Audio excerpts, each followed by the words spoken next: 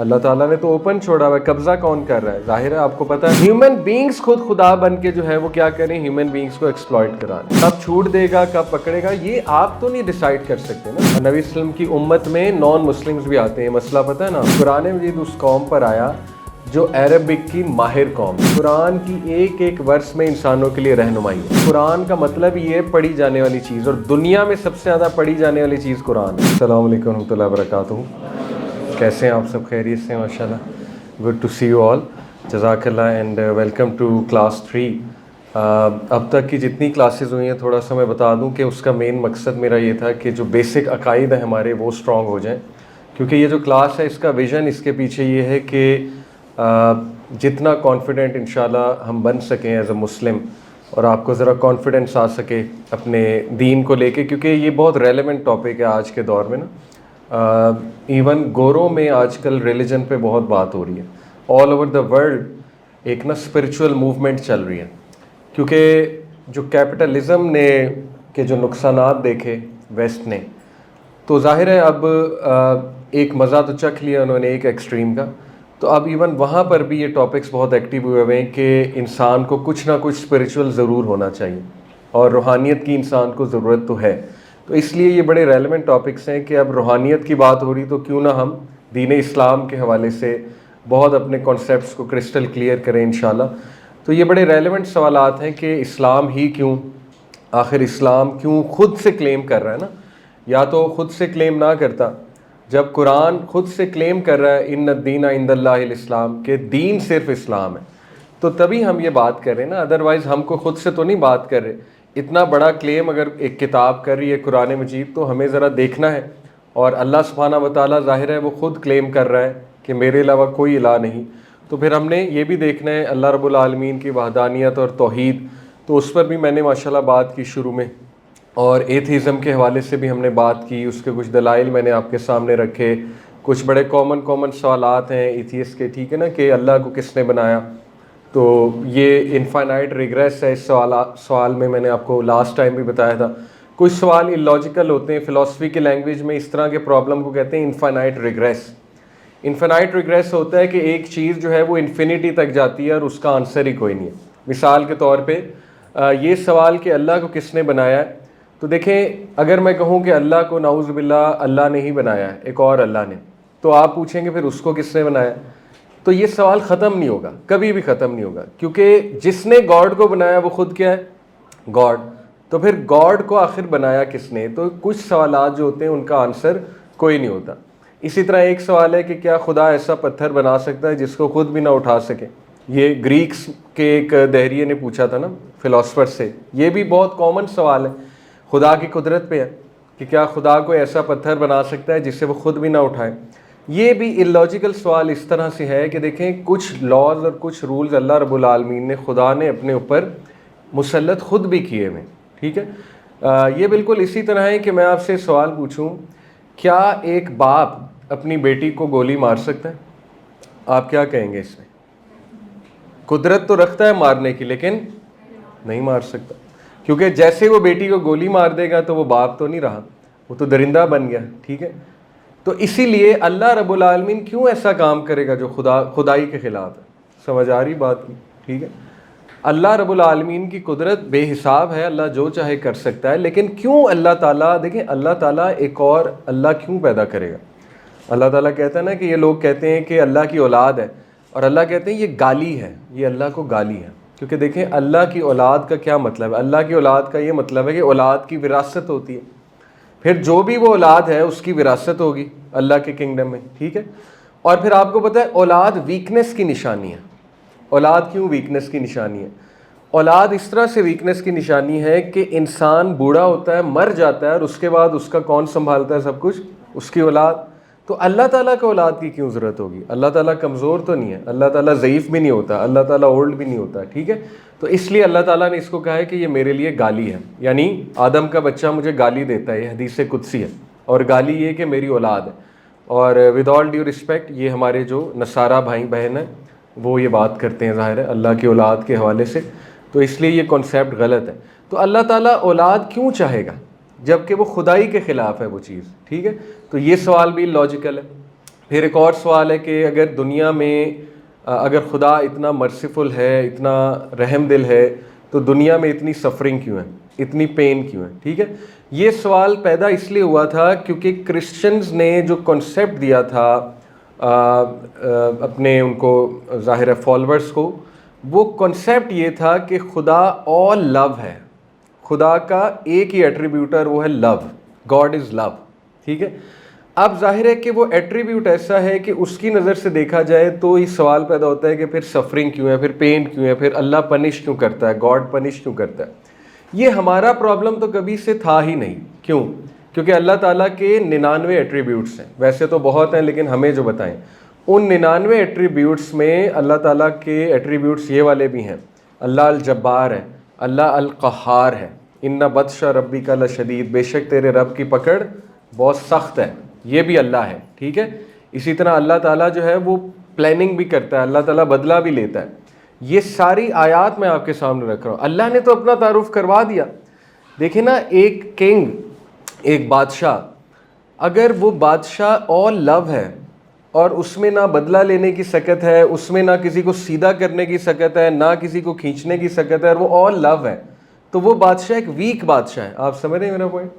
اس کو تو سیریس ہی کوئی نہیں لے گا اس بادشاہ کو. وہ کہیں گے کہ یہ تو جو چاہے ہو جائے معاف کر دیتا ہے، یہ تو جو چاہے ہو جائے، یہ تو محبت ہی محبت ہے، اس کے علاوہ کچھ بھی نہیں ہے. تو اللہ رب العالمین القوی ہے، اللہ رب العالمین العزیز ہے. یہ اللہ کے ایٹریبیوٹس میں آپ کو بتا رہا ہوں. ٹھیک ہے، اللہ تعالیٰ متکبر ہے، تکبر اللہ کی چادر ہے، اللہ تعالیٰ کو کوئی سبڈیو نہیں کر سکتا. الجبار ہے. آپ دیکھیں فرعون کو کس طرح سے اللہ نے شکست دی، اور اس کے ایک ایک جو عذاب آیا تھا فرعون کی قوم کے اوپر، اس کے پیچھے شکست ہے. کیسے؟ دریائے نیل میں خون بہہ گیا تھا. پڑھا ہے نا آپ نے، 7 یا 8 کا ذکر آتا ہے. خیر، جو باری باری عذاب آئے تھے، ٹڈیوں کا عذاب آیا تھا، پھر وہ فراگز کا عذاب آیا تھا، فراگز نکلنے لگ گئے تھے ان کی ہانڈیوں سے، ہر جگہ سے فراگز نکل رہے تھے. اصل میں جو دریائے نیل ہے اس کا ایک خدا تھا ان کا، جن کی وہ ورشپ کرتے تھے، فرعون اور فرعون کے لوگ. تو اللہ تعالیٰ نے اس میں خون بہایا. اور یہ ایک مطلب یہ ویو بتا رہا ہوں اسکالرس کا، وہ کہتے ہیں کہ یہ ایک سمبولک جیسچر تھا کہ اگر تیرا وہ خدا ہے اس کو قتل کر دیا گیا، یعنی اللہ تعالیٰ کے آگے کوئی خدا نہیں، اس لیے دریائے نیل میں خون بہہ گیا. اسی طرح فراگز کے حوالے سے ان کا کیا عقیدہ تھا؟ فراگز جو ہے وہ ان کی ایک ڈائٹی تھی، گاڈ تھا ان کا ایک فراگ کی شکل کا. اس کا جو دھڑ ہے وہ انسان کا تھا، اوپر فیس فراگ کا تھا، اور وہ فرٹیلیٹی کا گاڈ تھا. یعنی کہ یہ فرٹیلیٹی جو اولاد کے حوالے سے فرٹیلیٹی کا گاڈ تھا. اس سے وہ جا کر اس کے آگے بھینٹ چڑھاتے تھے اور اس سے دعائیں مانگتے تھے تاکہ ان کو اولاد ہو. تو اللہ تعالیٰ نے فراگز چھوڑے کہ یہ فراگ کی یہ اوقات ہے، فراگ کو تم نے خدا بنا لیا. فراگ بھی اللہ کی مخلوق ہے. ٹھیک ہے، تو اللہ تعالیٰ نے وہاں سے دیکھیں اس کو ذلیل و خوار کیا، کیونکہ اس نے اللہ سے پھٹا لیا تھا. انا ربکم الاعلیٰ کہا تھا اس نے کہ میں رب اعلیٰ ہوں، فرعون نے یہ کہا تھا. اس کے بعد سانپ، آپ کو پتہ ہے سرپنٹ جو ہے یہ بھی ان کا ایک گاڈ تھا، so called false god, serpent shape, سانپ کی شکل کا. اسی لیے موسیٰ علیہ السلام کا اژدہا سارے سانپوں کو کھا گیا تھا. یعنی اللہ تعالیٰ نے یہ بتایا کہ تیرے سارے سانپ جو ہیں ان کو دیکھ لیں، موسیٰ علیہ السلام کا اژدہا جو ہے وہ کھا گیا. تو بتانے کا مقصد یہی تھا کہ اللہ کے علاوہ کوئی رب نہیں ہے، اور اللہ رب العالمین جو ہے ظاہر ہے اس کو کوئی سبڈیو نہیں کر سکتا. ٹھیک ہے، تو یہ ہمارا پرابلم نہیں تھا. کبھی بھی ہمارے ذہن میں سوال نہیں آنا چاہیے کہ اگر اللہ تعالیٰ اتنا مرسیفل ہے تو اس دنیا میں اتنی سفرنگ کیوں ہے؟ کیونکہ ہمیں اللہ نے پہلے ہی بتایا ہوا ہے، وَلَنَبْلُوَنَّكُمْ بِشَيْءٍ مِّنَ الْخَوْفِ وَالْجُوعِ وَنَقْصٍ مِّنَ الْأَمْوَالِ وَالْأَنفُسِ وَالثَّمَرَاتِ وَبَشِّرِ الصَّابِرِينَ، کہ ہم ضرور تمہیں آزمائیں گے، لاس آف ویلتھ سے، لاس آف لائف سے، فیئر سے، لاس آف فروٹ سے، وغیرہ وغیرہ. لیکن وبشر الصابرین، ساتھ بشارت بھی دے دی کہ بشارت دے دو صابرین کو، وہ کہ جن پہ جب مصیبت آتی ہے تو وہ کہتے ہیں انا للہ و انا الیہ راجعون. ٹھیک ہے، تو اس لیے ہمیں کرسٹل کلیئر ہونا چاہیے کہ دنیا ایک ٹیسٹ ہے اور یہاں پہ فری ول ہے، فری چوائس ہے. اب میں آپ کو کہوں کہ ایک بندہ کسی کو مارنے لگا، اللہ تعالیٰ اس کا ہاتھ کیوں نہیں فالج کیوں نہیں کر دیتا؟ ٹھیک ہے، تو مجھے یہ بتائیں کہ اس طرح تو میں کسی کی چغلی کرنے لگا ہوں، میری زبان کو فالج کیوں نہیں ہو جاتا؟ ٹھیک ہے، میں کسی پہ بری نظر ڈالنے لگا ہوں، میں اندھا کیوں نہیں ہو جاتا؟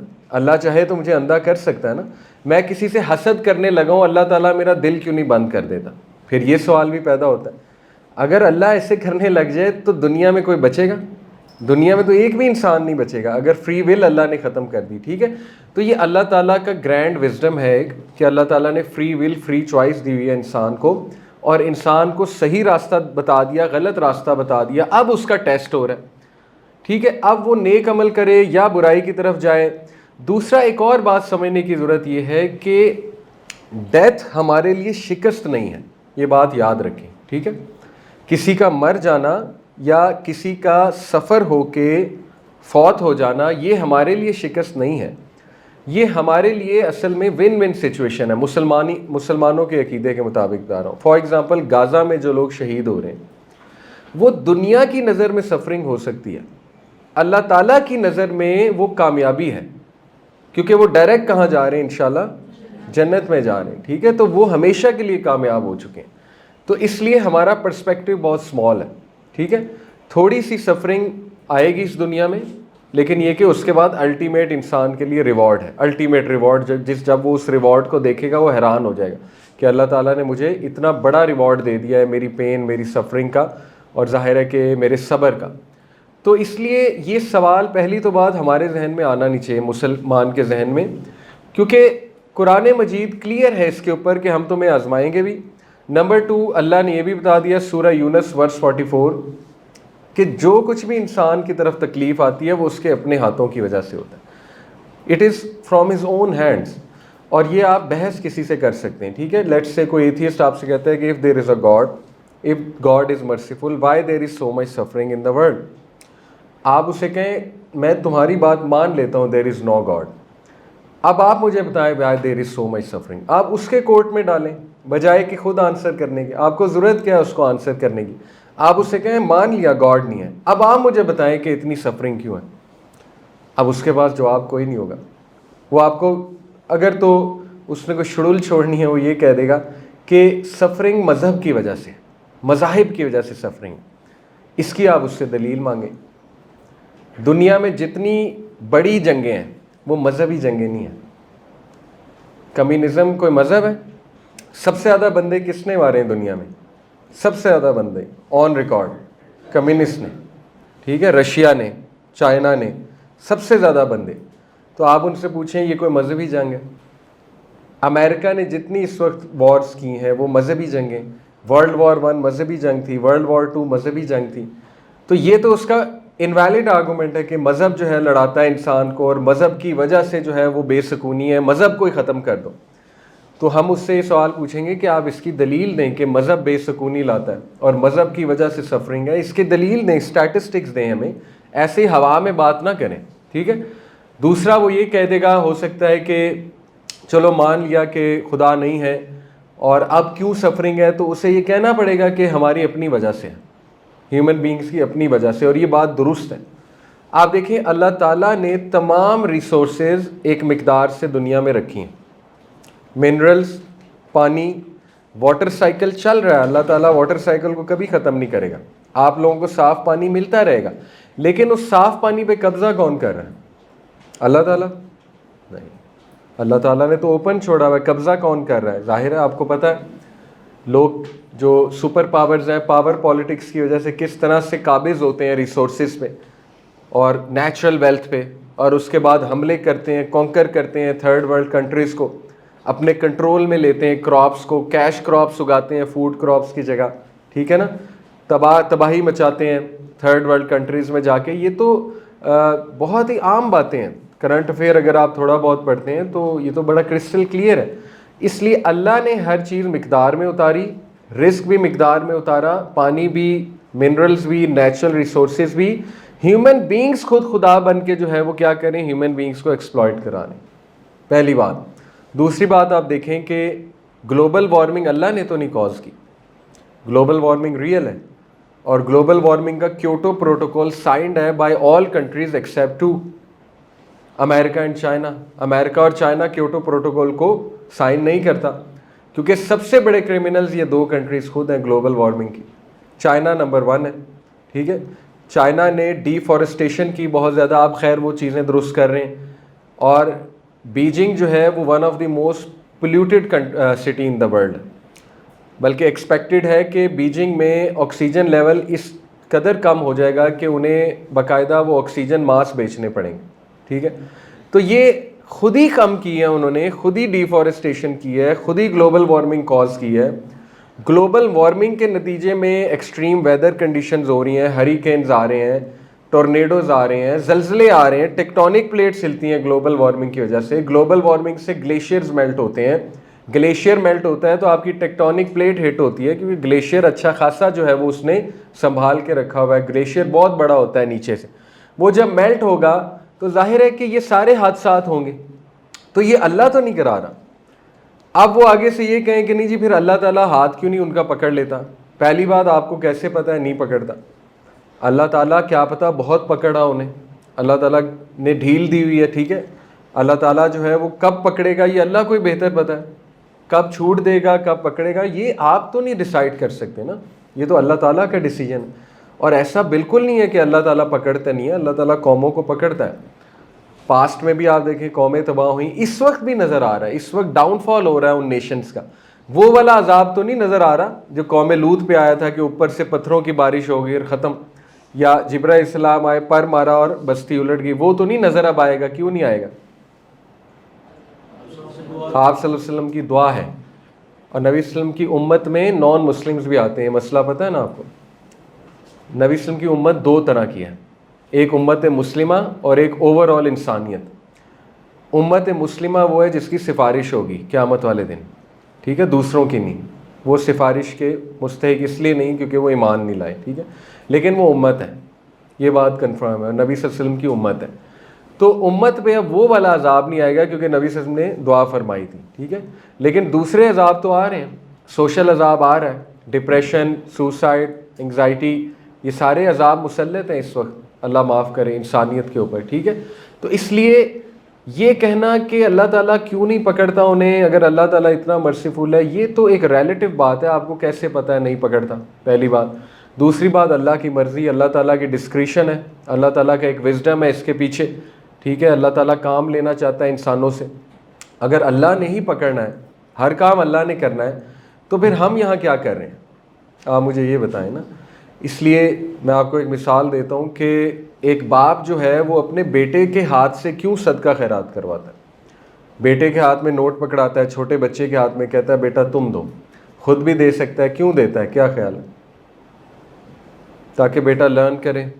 ٹھیک ہے, بیٹے میں ایمپتھی بلڈ ہو, بیٹے کو بھی پتہ لگے نا کام کیسے ہوتا ہے. تو اللہ تعالیٰ انسان کے ہاتھ سے کام کروانا چاہتا ہے. آپ اور میں پھر کیا کریں گے اگر سفرنگ نہ ہوئی؟ تو پھر ہمارا پرپس کیا ہے یہاں پہ؟ ٹھیک ہے, ہم میں سے کون جو صبر ایگزیبٹ کرے گا, کون ہے جو مدد کرنے جائے گا؟ ہم تو پھر کمفرٹ زون میں چلے جائیں گے سارے کے سارے, پھر تو پرپس ہی کوئی نہ رہا, پھر تو جنت میں ڈائریکٹ ہونا چاہیے تھا. ٹھیک ہے, تو اللہ تعالیٰ کی طرف سے ایسی آزمائشیں انسانوں پہ آتی ہیں. آپ خود دیکھ لیں, اب غزہ پہ آزمائش آئی ہوئی ہے. اب میں اور آپ, ہمیں ویک اپ کالز ملی ہیں, ہم اپنی چیزیں بہت درست کر رہے ہیں, ہم چیریٹی آرگنائزیشنز کے ساتھ لگے ہوئے ہیں, تو یہ سارے پرپزز فل ہو رہے ہیں. ٹھیک ہے, ہمارے تھرو الحمدللہ. تو یہی کہ اللہ تعالیٰ ٹیسٹ کرتا ہے, جن کو آزما رہا ہے ان کا بھی ٹیسٹ چل رہا ہے, اور جو ٹیسٹ میں نہیں ہے ان کا بھی ٹیسٹ چل رہا ہے. جو آزمائش ظاہر ہے وہ والی ڈائریکٹ نہیں آئی, ان کا بھی ٹیسٹ جو ہے چل رہا ہے. ان کا ٹیسٹ یہ ہے کہ اب وہ کرتے کیا ہیں. ٹھیک ہے, یہ بہت ضروری بات ہے. تو اس لیے یہ سوالات اگر آپ کو کبھی زندگی میں کوئی پوچھے تو یہ موٹے موٹے جو ہیں ان کے جوابات ہیں. اوکے, یہ ہم نے ایتھیزم کے اوپر بات کی تھی. آج انشاءاللہ ہم قرآن مجید کے اوپر بات کریں گے کہ قرآن مجید اللہ کی کتاب ہے. یہ قرآن مجید کا اپنا ہی کلیم ہے, اور کوئی بھی کتاب یہ کلیم خود سے نہیں کرتی کہ مجھے چیلنج کرو. لیکن قرآن مجید دنیا کی واحد کتاب ہے جس نے خود کہا کہ مجھے چیلنج کرو. قرآن مجید میں اللہ تعالیٰ فرماتے ہیں کہ اگر تمہیں شک ہے کہ یہ ہمارے بندے نے گڑھ لیا, یعنی نبی صلی اللہ علیہ وسلم نے خود بنا لیا, تو پھر اس طرح کی ایک صورت خود بھی بنا کے لے آؤ. ایک جگہ صورت کا چیلنج ہے, ایک جگہ 10 آیات کا چیلنج ہے, ایک جگہ 1 آیت کا چیلنج ہے. اللہ نے کہا کہ صورت تو بہت بڑی بات ہے, 1 آیت ایسی بنا کر لے آؤ. ٹھیک ہے, اب اتنا بڑا کلیم, اتنا بڑا کلیم. آپ خود سوچیں کہ آپ کوئی ناول پڑھیں, ناول کے شروع میں لکھنے والا لکھتا ہے کہ اس جیسا ناول کہیں نہیں ملے گا. آپ اور وہ آپ کو چیلنج کرتا ہے کہ لنگوسٹک کے رولز لگا لو، سائنس کے رولز لگا لو، فلسفی کے رولز لگا لو، سارے رولز لگا کے اس ناول میں کوئی ایک مسٹیک ڈھونڈ کے دکھاؤ. آپ کہیں گے یہ کیا، اتنا بڑا کلیم، پتہ نہیں کون سا ناول ہے اور کون سا ناول رائٹر ہے. ٹھیک ہے، تو قرآن کا یہ کلیم ہے کہ اگر تم سمجھتے ہو یہ ہمارے بندے نے گڑھا ہے تو پھر اس جیسی ایک صورت بنا کر دکھاؤ. اور میں ابھی آپ کے سامنے رکھوں گا کہ آج تک یہ کام نہیں ہو سکا. 1500 سال ہو چکے ہیں، بہت ریڈیکیولس ایفرٹس کی گئیں. آپ کو دکھا دیں گے کچھ لوگ کہ یہ دیکھو قرآن جیسی یہ کتاب عربی میں بنی ہے، لیکن یہ چیلنج سمجھنے کی ضرورت ہے. یہ چیلنج ہے کیا؟ قرآن مجید کی جو عربک ہے، اصل میں یہ لنگوسٹک چیلنج ہے. سب سے پہلے لنگوسٹک کا چیلنج ہے. ٹھیک ہے، قرآن مجید اس قوم پر آیا، یہ بات سمجھنے کی بہت ضرورت ہے. قرآن مجید اس قوم پر آیا جو عربک کی ماہر قوم تھی.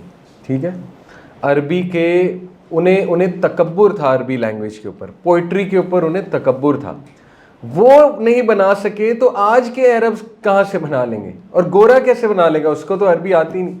وہ لوگ آگے بے بس ہو گئے تھے قرآن کے. ابو جہل جو ہے وہ بہت بڑا عالم تھا، پتہ ہے نا آپ کو، عربی کا بہت بڑا عالم تھا. ابو ولید، خالد بن ولید کا جو باپ ہے، وہ اتنا بڑا شاعر تھا، اتنا بڑا وہ ماہر تھا. وہ قرآن کے آگے عاجز ہو گیا تھا. اس نے ابو جہل کو آگے کہہ دیا تھا کہ یہ کتاب، یہ کلام انسان کا نہیں ہے. کتنے شعراء آئے جنہوں نے آ کے یہ ایکسیپٹ کیا کہ واقعی ہم نے سنا ہے یہ کلام نہیں ہے انسان کا.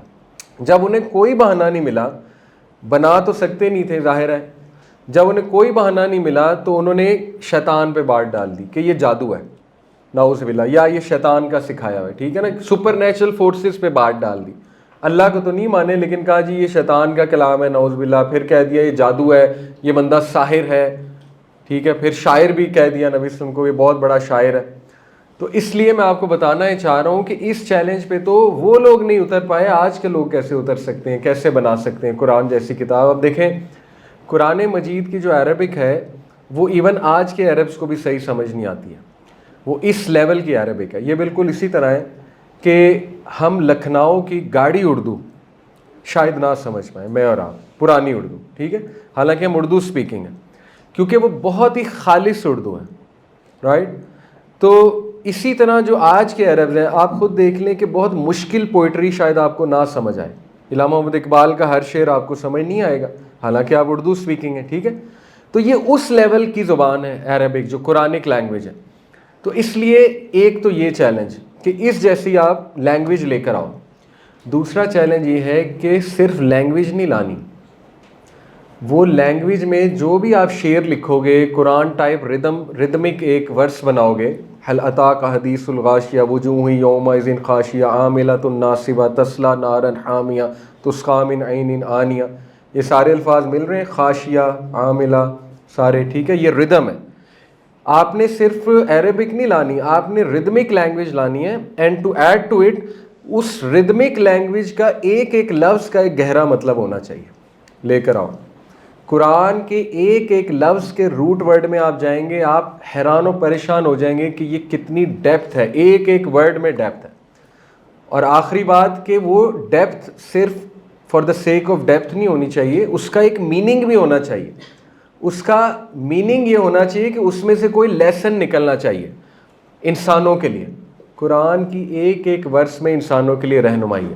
لائیں ایسا کلام جو ٹاپ کی عربی ہو، ٹاپ کا ردمک کنٹینٹ ہو، اس کے بعد اس میں لنگوسٹک کے وہی رولز لگے ہوں. ٹھیک ہے، جو ٹاپ کے شعراء اس ٹائم پہ لگاتے تھے، اور اس کے بعد اس میں کوئی لیسن بھی ہو انسانوں کے لیے. لے کر آئیں ایسا کلام، نہیں لا سکتے. ٹھیک ہے، یہ اللہ رب العالمین کا چیلنج ہے. چلیں اس کو شاید ہم ایز اردو اسپیکر نہ سمجھ سکیں اس چیلنج کو. میں آپ کو ایک آسان چیلنج ریوزٹ کراتا ہوں کہ جب خانہ کعبہ میں، آپ نے ٹی وی میں اکثر دیکھا ہوگا، یا آپ میں سے اگر کوئی گیا ہوا ہے، امام اللہ اکبر کہتا ہے تو 10 لاکھ کا مجمع پن ڈراپ سائلنس میں آ جاتا ہے. دنیا میں کوئی ایسی سپیچ دکھائیں کہ بندہ یوں کرے یا کہے سائلنس اور 10 لاکھ بندہ چپ ہو جائے اور کسی کی جرت بھی نہ ہو کہ بولنا ہے. آپ کو پتہ ہے کتنے لوگ کھڑے کرنے پڑتے ہیں مجمع میں، چپ کراؤ چپ کراؤ، بڑے سے بڑا پریزیڈنٹ بول رہا ہو کہتا ہے چپ کراؤ انہیں چپ کراؤ. تو اس طرح کا کلام بنا کے دکھاؤ کہ جس کی ہیبت اتنی زیادہ ہے کہ ایک بار اللہ اکبر کہا امام نے اور 10 لاکھ بندہ پن ڈراپ سائلنس میں آ گیا. یہ ہیبت والی چیز آپ بنا کر دکھاؤ، ٹھیک ہے. اس لیے اور ایک اور بات اس سے بھی آسان کر کے آپ کو بتاتا ہوں، وہ کلام حفظ بھی ہو جانا چاہیے. وَلَقَدْ يَسَّرْنَا الْقُرْآنَ لِلذِّكْرِ فَهَلْ مِن مُدَّكِرٍ. 500 پیجز کی کتاب مشکل، عربی آسان نہیں ہے قرآن کی. 500 پیجز کی ایک کتاب، مشکل سے مراد ہے ہمارے لیے مشکل ہے، ویسے یاد کرنا آسان ہے. 500 پیجز کی کتاب 6 سال کا بچہ حفظ کر لیتا ہے. کیسے؟ بناؤ ایسا کوئی کلام. تم کلام بناؤ گے تو حفظ ہی کوئی نہیں کرنا چاہے گا. حفظ کیوں کریں؟ کسی کا دماغ خراب ہے کہ تمہارا بنایا ہوا کلام بندہ حفظ کرے گا. تو کیا یہ انف دلائل نہیں ہیں کہ یہ کیسی کتاب ہے، کیسا کلام ہے کہ لوگ سیکریفائس کر کے اپنے بچوں کو حافظ قرآن بناتے ہیں، اور کتنے اس میں بناتے ہیں، عقیدت میں حافظ قرآن بناتے ہیں، اور کتنے حفاظ ہیں. میرا خیال کروڑ حافظ پاکستان میں ہوگا سیریسلی، اس سے بھی زیادہ ہو کیا پتہ، ٹھیک ہے. اور دنیا میں کتنے حفاظ ہوں گے. تو یہ وہ کلام ہے جو کبھی بھی ختم نہیں ہو سکتا، کبھی بھی ختم نہیں ہو سکتا، تا قیامت ختم نہیں ہو سکتا. اس کے صحیفے بھی گم ہو جائیں، صحیفے سے مراد ہے بک فارم، یہ بک فارم میں گم بھی ہو جائے تب بھی ختم نہیں ہو سکتا کیونکہ یہ سینوں میں محفوظ ہے. تو یہ اللہ کا، میں مختصراً آپ کو بتا رہا ہوں، دس از دا چیلنج کہ اس طرح کی کتاب بنا کر دکھاؤ، ٹھیک ہے. پھر ٹو ایڈ ٹو اٹ، یہ کتاب لوگوں کو رلاتی ہے. آپ نے دیکھا ہے کچھ لوگ، انہیں کچھ سمجھ نہیں آ رہی ہوتی، کک سمجھ نہیں لگ رہی ہوتی، لیکن امام کے پیچھے رو رہے ہوتے ہیں. سعودی عرب میں جائیں، وطر میں رو رہے ہوتے ہیں، ٹھیک ہے نا، رونا آ رہا ہوتا ہے، تلاوت سن کے رو رہے ہوتے ہیں، ٹھیک ہے. اور جس کو سمجھ آ رہی ہے وہ تو پھر جس طرح روتا ہے، بڑے واقعات ہیں ہمارے پاس، ٹھیک ہے. یہ وہ کتاب ہے، کلام ہے جو لوگوں کو تہجد پہ اٹھاتا ہے، اور تہجد میں وہ اس کی صورتیں پڑھتے ہیں.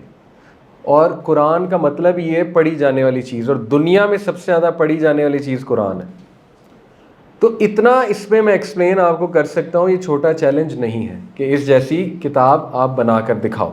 کتاب چھوڑو، سورت بنا کر دکھاؤ. سورت بھی چھوڑو، ایک ورس بنا کر دکھاؤ جس کے فوائد بھی ہوں، صرف وہ ایک شاعری نہ ہو، اس میں سے کچھ اخذ بھی ہو رہا ہو، اس کے کچھ فوائد بھی ہوں. اور پھر ابھی تو ایکسپیرینشل لرننگ کی میں نے بات ہی نہیں کی، ایکسپیرینشل ایویڈنس کی، سوری، اس کی تو میں نے بات ہی نہیں کی. ایکسپیرینشل ایویڈنس کیا ہوتا ہے کہ ہر بندے کا ایک ایکسپیرینس ہوتا ہے، وہ بھی اس کے لیے ایک ایویڈنس ہوتا ہے، اس کے لیے ہوتا ہے ایویڈنس، ٹھیک ہے. آپ نے خود قرآن کے اثرات دیکھیں کہ نہیں اپنی زندگی میں؟ سکون ملتا ہے کہ نہیں قرآن سن کے؟ کتنے لوگ ہیں جو قرآن سن کے شفا پا لیتے ہیں. سورہ رحمان کتنی مشہور ہے، ٹھیک ہے، ڈاکٹر سناتے ہیں سورہ رحمان. ہر ایک کا ایک ایکسپیرینس ہے قرآن سے، تو اس ایکسپیرینس کو آپ کس کھاتے میں ڈالیں گے؟ اس لیے واقع ہی قرآن مجید اٹس ویری کلیئر انسان کا کلام نہیں ہو سکتا ہے، اللہ رب العالمین کی طرف سے. اور یہ اتنا آپ کو کانفیڈنس آنا چاہیے اس بات سے.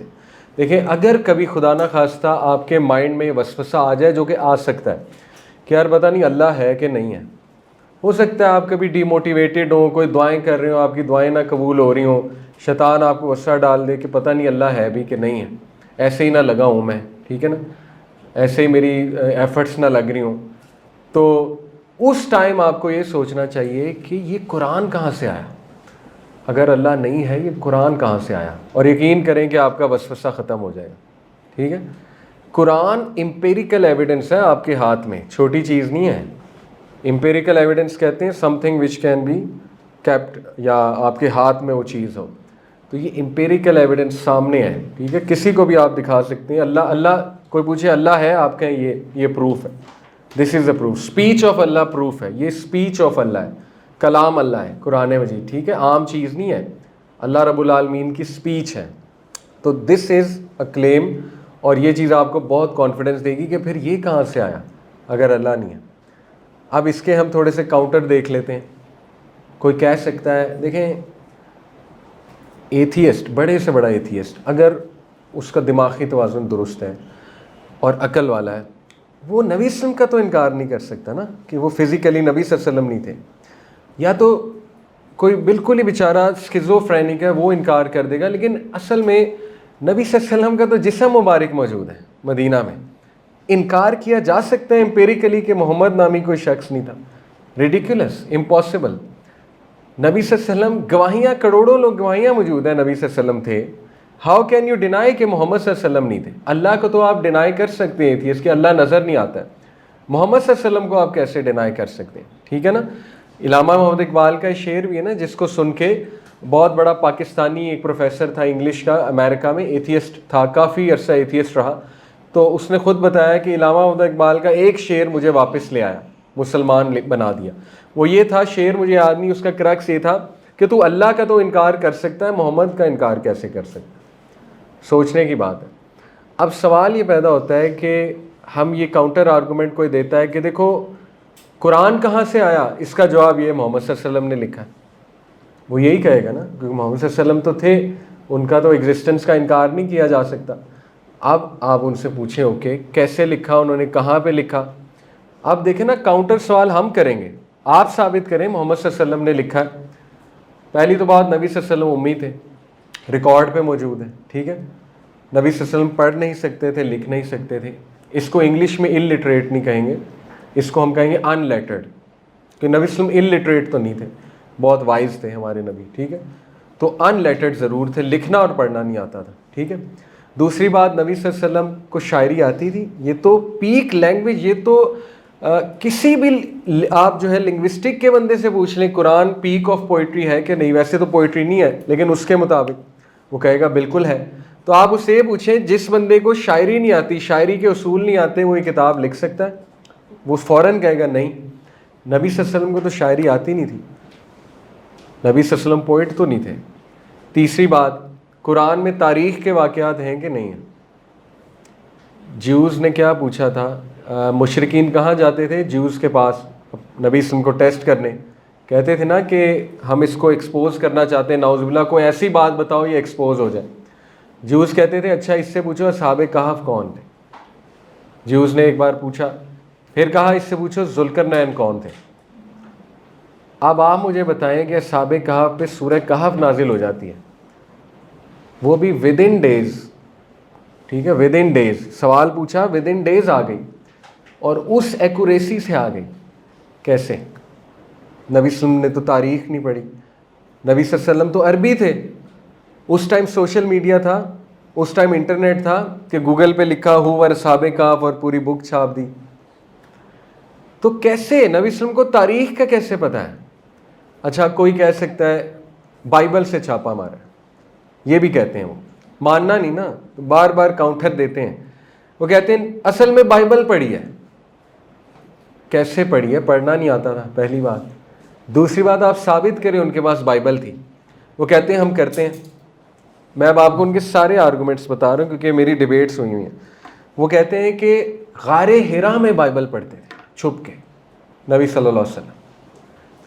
اب یہ ان کی ڈے ڈریمنگ ہے ان لوگوں کی، ٹھیک ہے، وشفل تھنکنگ ہے۔ ایک طرف وہ کہتے ہیں ہم بہت سائنٹیفک ہیں، ہم بہت لاجیکل ہیں، ہم سائنس کے علاوہ بات نہیں کرتے۔ دوسری طرف ایک سوچا چھوڑ رہے ہیں، ایک وشفل تھنکنگ کہہ رہے ہیں کہ غار حرا میں چھپ کے پڑھتے تھے، دلیل لے کر آؤ، غار حرا میں چھپ کے پڑھتے تھے۔ پھر وہ کہتے ہیں نہیں ہم آپ کو دلیل دیتے ہیں۔ بچپن میں آپ ہی کی سیرت کی کتاب میں لکھا ہے، بچپن میں بطور بچہ نبی صلی اللہ علیہ وسلم ابو طالب کے ساتھ شام گئے تھے، شام کے علاقے میں، بوسرا میں آئی تھنک گئے تھے۔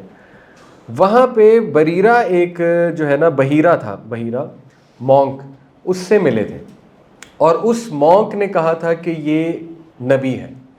واقعہ پڑھا ہے نا آپ نے، بحیرہ دا مونک، اس نے ابو طالب کو کہہ دیا تھا یہ ہی از دا ون، جس کا ہماری کتابوں میں لکھا ہوا ہے یہ ہے وہ، پہچان لیا تھا اس نے، کچھ سائنس دیکھے تھے اس نے۔ تو وہ کہتے ہیں کہ ہاں وہاں سے بائبل لی تھی، سیرہ کی کتاب میں کہاں لکھا ہے وہاں سے بائبل لی تھی، ٹھیک ہے، وہاں سے انجیل لی تھی۔ یہ تو آپ کی وشفل تھنکنگ ہے، آپ الزام لگا رہے ہیں، آپ خود سے کہہ رہے ہیں وہاں سے بائبل لی تھی۔ اچھا چلو مان لو بائبل سے کاپیڈ ہے، اس کو بھی مان لیتے ہیں ہم کہ ٹھیک ہے بائبل لائے تھے، بائبل سے کاپی کر رہے تھے۔ حضرت موسیٰ کی سٹوری صرف اس کو پکڑ لیں، ابھی تو حضرت یوسف کی سٹوری پہ میں نہیں آ رہا۔ بائبل میں حضرت موسیٰ کی سٹوری ہے، ہے نا, بہت ڈیٹیل میں ہے. ایکسوڈس, بائبل تو بھرا ہوا ہے موسیٰ علیہ السلام کی سٹوریز سے. قرآن میں بھی ہے, قرآن میں 125 بار موسیٰ علیہ السلام کا ذکر ہے نام لے کے. ٹھیک ہے, قرآن میں بھی موسیٰ علیہ السلام کی سٹوری, بائبل میں بھی موسیٰ علیہ السلام کی سٹوری ہے. اتنا فرق کیوں ہے اگر کاپی کی تھی؟ بائبل کے مطابق فرعون کی بہن نے موسیٰ علیہ السلام کو پالا ہے, قرآن کے مطابق وائف نے پالا ہے. اور جو اس وقت ایجپٹ میں انہیں ہیلیوگرافکس ملے ہیں, وہ جو ایجپشین لینگویج ہوتی ہے, اس کے مطابق آپ کو پتا ہے وائف نے پالا ہے, ٹیبلٹس پہ لکھا ہوا ہے. نبی صلی اللہ علیہ وسلم کو کیسے پتا لگا کہ بائبل سے میں کاپی کر رہا ہوں, بہن کا کاٹ کے وائف لکھنا ہے؟ اچھا, اس سے بھی اگلی بات, بائبل کے مطابق فرعون کا کوئی بھی درباری حمان نامی نہیں تھا. بائبل میں حمان کا تذکرہ ہی نہیں دور دور تک. قرآن میں ہے, ابھی میں آپ کو دلیل دیتا ہوں اس کی. قرآن میں حمان کا تذکرہ ہے. ٹھیک ہو گیا. اب یہ دیکھیں, یہ جو ٹیبلٹ ہے, یہ جو آپ کو رائٹ پہ نظر آ رہی ہے, یہ 19th سینچری میں ڈسکور ہوئی, ایجپٹ کی جب کھدائی ہو رہی تھی, آرکیولوجسٹ نے کی. اس میں کلیئرلی حمان کھڑا ہوا ہے ٹیبلٹ میں, اور نیچے لکھا ہوا ہے باقاعدہ, ہیلیوگرافک جو لینگویج ہوتی ہے, کہ یہ حمان ہے, حمان کا نام ہے. اور مورس بکے جو فرینچ آرکیولوجسٹ تھا, فرینچ سائنٹسٹ تھا مورس بکے, وہ حیران ہوا تھا یہ سن کے کہ حمان تو بائبل میں ہے نہیں, حمان کون ہے؟ رامسس 2 کا جو درباری ہے حمان, اس کو کسی نے بتایا قرآن میں حمان مینشن ہے. تو اتنا حیران ہوا کہ اچھا, اور قرآن میں Pharaoh declared, O chiefs I know of no other god for you but myself, so bake bricks out of clay for me, O Haman build a height. اور قرآن میں صرف حمان کا ذکر نہیں ہے, حمان کی پوزیشن بھی بتائی ہے اللہ نے. حمان چیف آرکیٹیکٹ تھا فرعون کا, اور یہاں پہ حمان ایگزیکٹلی ایز چیف آرکیٹیکٹ ان کو غلاموں کو حکم دے رہا ہے کہ عمارت تعمیر کر. بائبل میں دور دور تک حمان کا تذکرہ نہیں ہے. محمد صلی اللہ علیہ وسلم نے ساری سٹوری کاپی کی, بٹ سم ہاؤ حمان کا نام خود سے ایڈ کر دی. ریڈیکولس. اور آپ کو پتہ ہے کہ 19ویں صدی تک کرسچن پادری, ود آل ڈیو رسپیکٹ, دیکھیں جب بھی میں ایسی باتیں کرتا ہوں, میں کیمرہ پہ بھی کہہ رہا ہوں, ہماری انٹینشن مذاق اڑانا نہیں ہوتی ہمارے کرسچن بردرز اینڈ سسٹرز کی, لیکن غلطی پوائنٹ آؤٹ کرنا فرض ہے. ٹھیک ہے, 2+2 4 ہوتا ہے.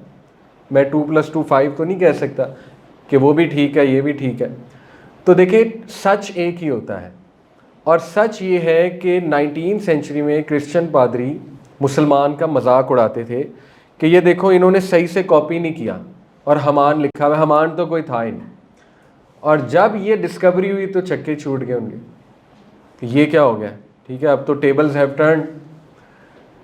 تو اسی طرح یوسف علیہ السلام کی سٹوری آپ کو پتہ ہے بائبل میں واقعہ ہے کہ جب یعقوب علیہ السلام کو پتہ لگا یوسف علیہ السلام گم ہو گئے, تو انہوں نے اپنے آپ کو مارا, پیٹا, خونم خون ہو گئے, ماتم کیا. قرآن میں کیا ہے؟ فصبر جمیل واللہ المستعان. جو ایک نبی کی ڈگنیفائڈ پرسنالٹی ہوتی ہے وہ قرآن میں. اب آپ مجھے بتائیں, نبی صلی اللہ علیہ وسلم نے خود سے کٹ کر دیا نعوذ باللہ کہ نہیں یہ نہیں لکھنا, یہ کاپی نہیں کرنا, میں نے کچھ اور لکھنا. Doesn't make sense.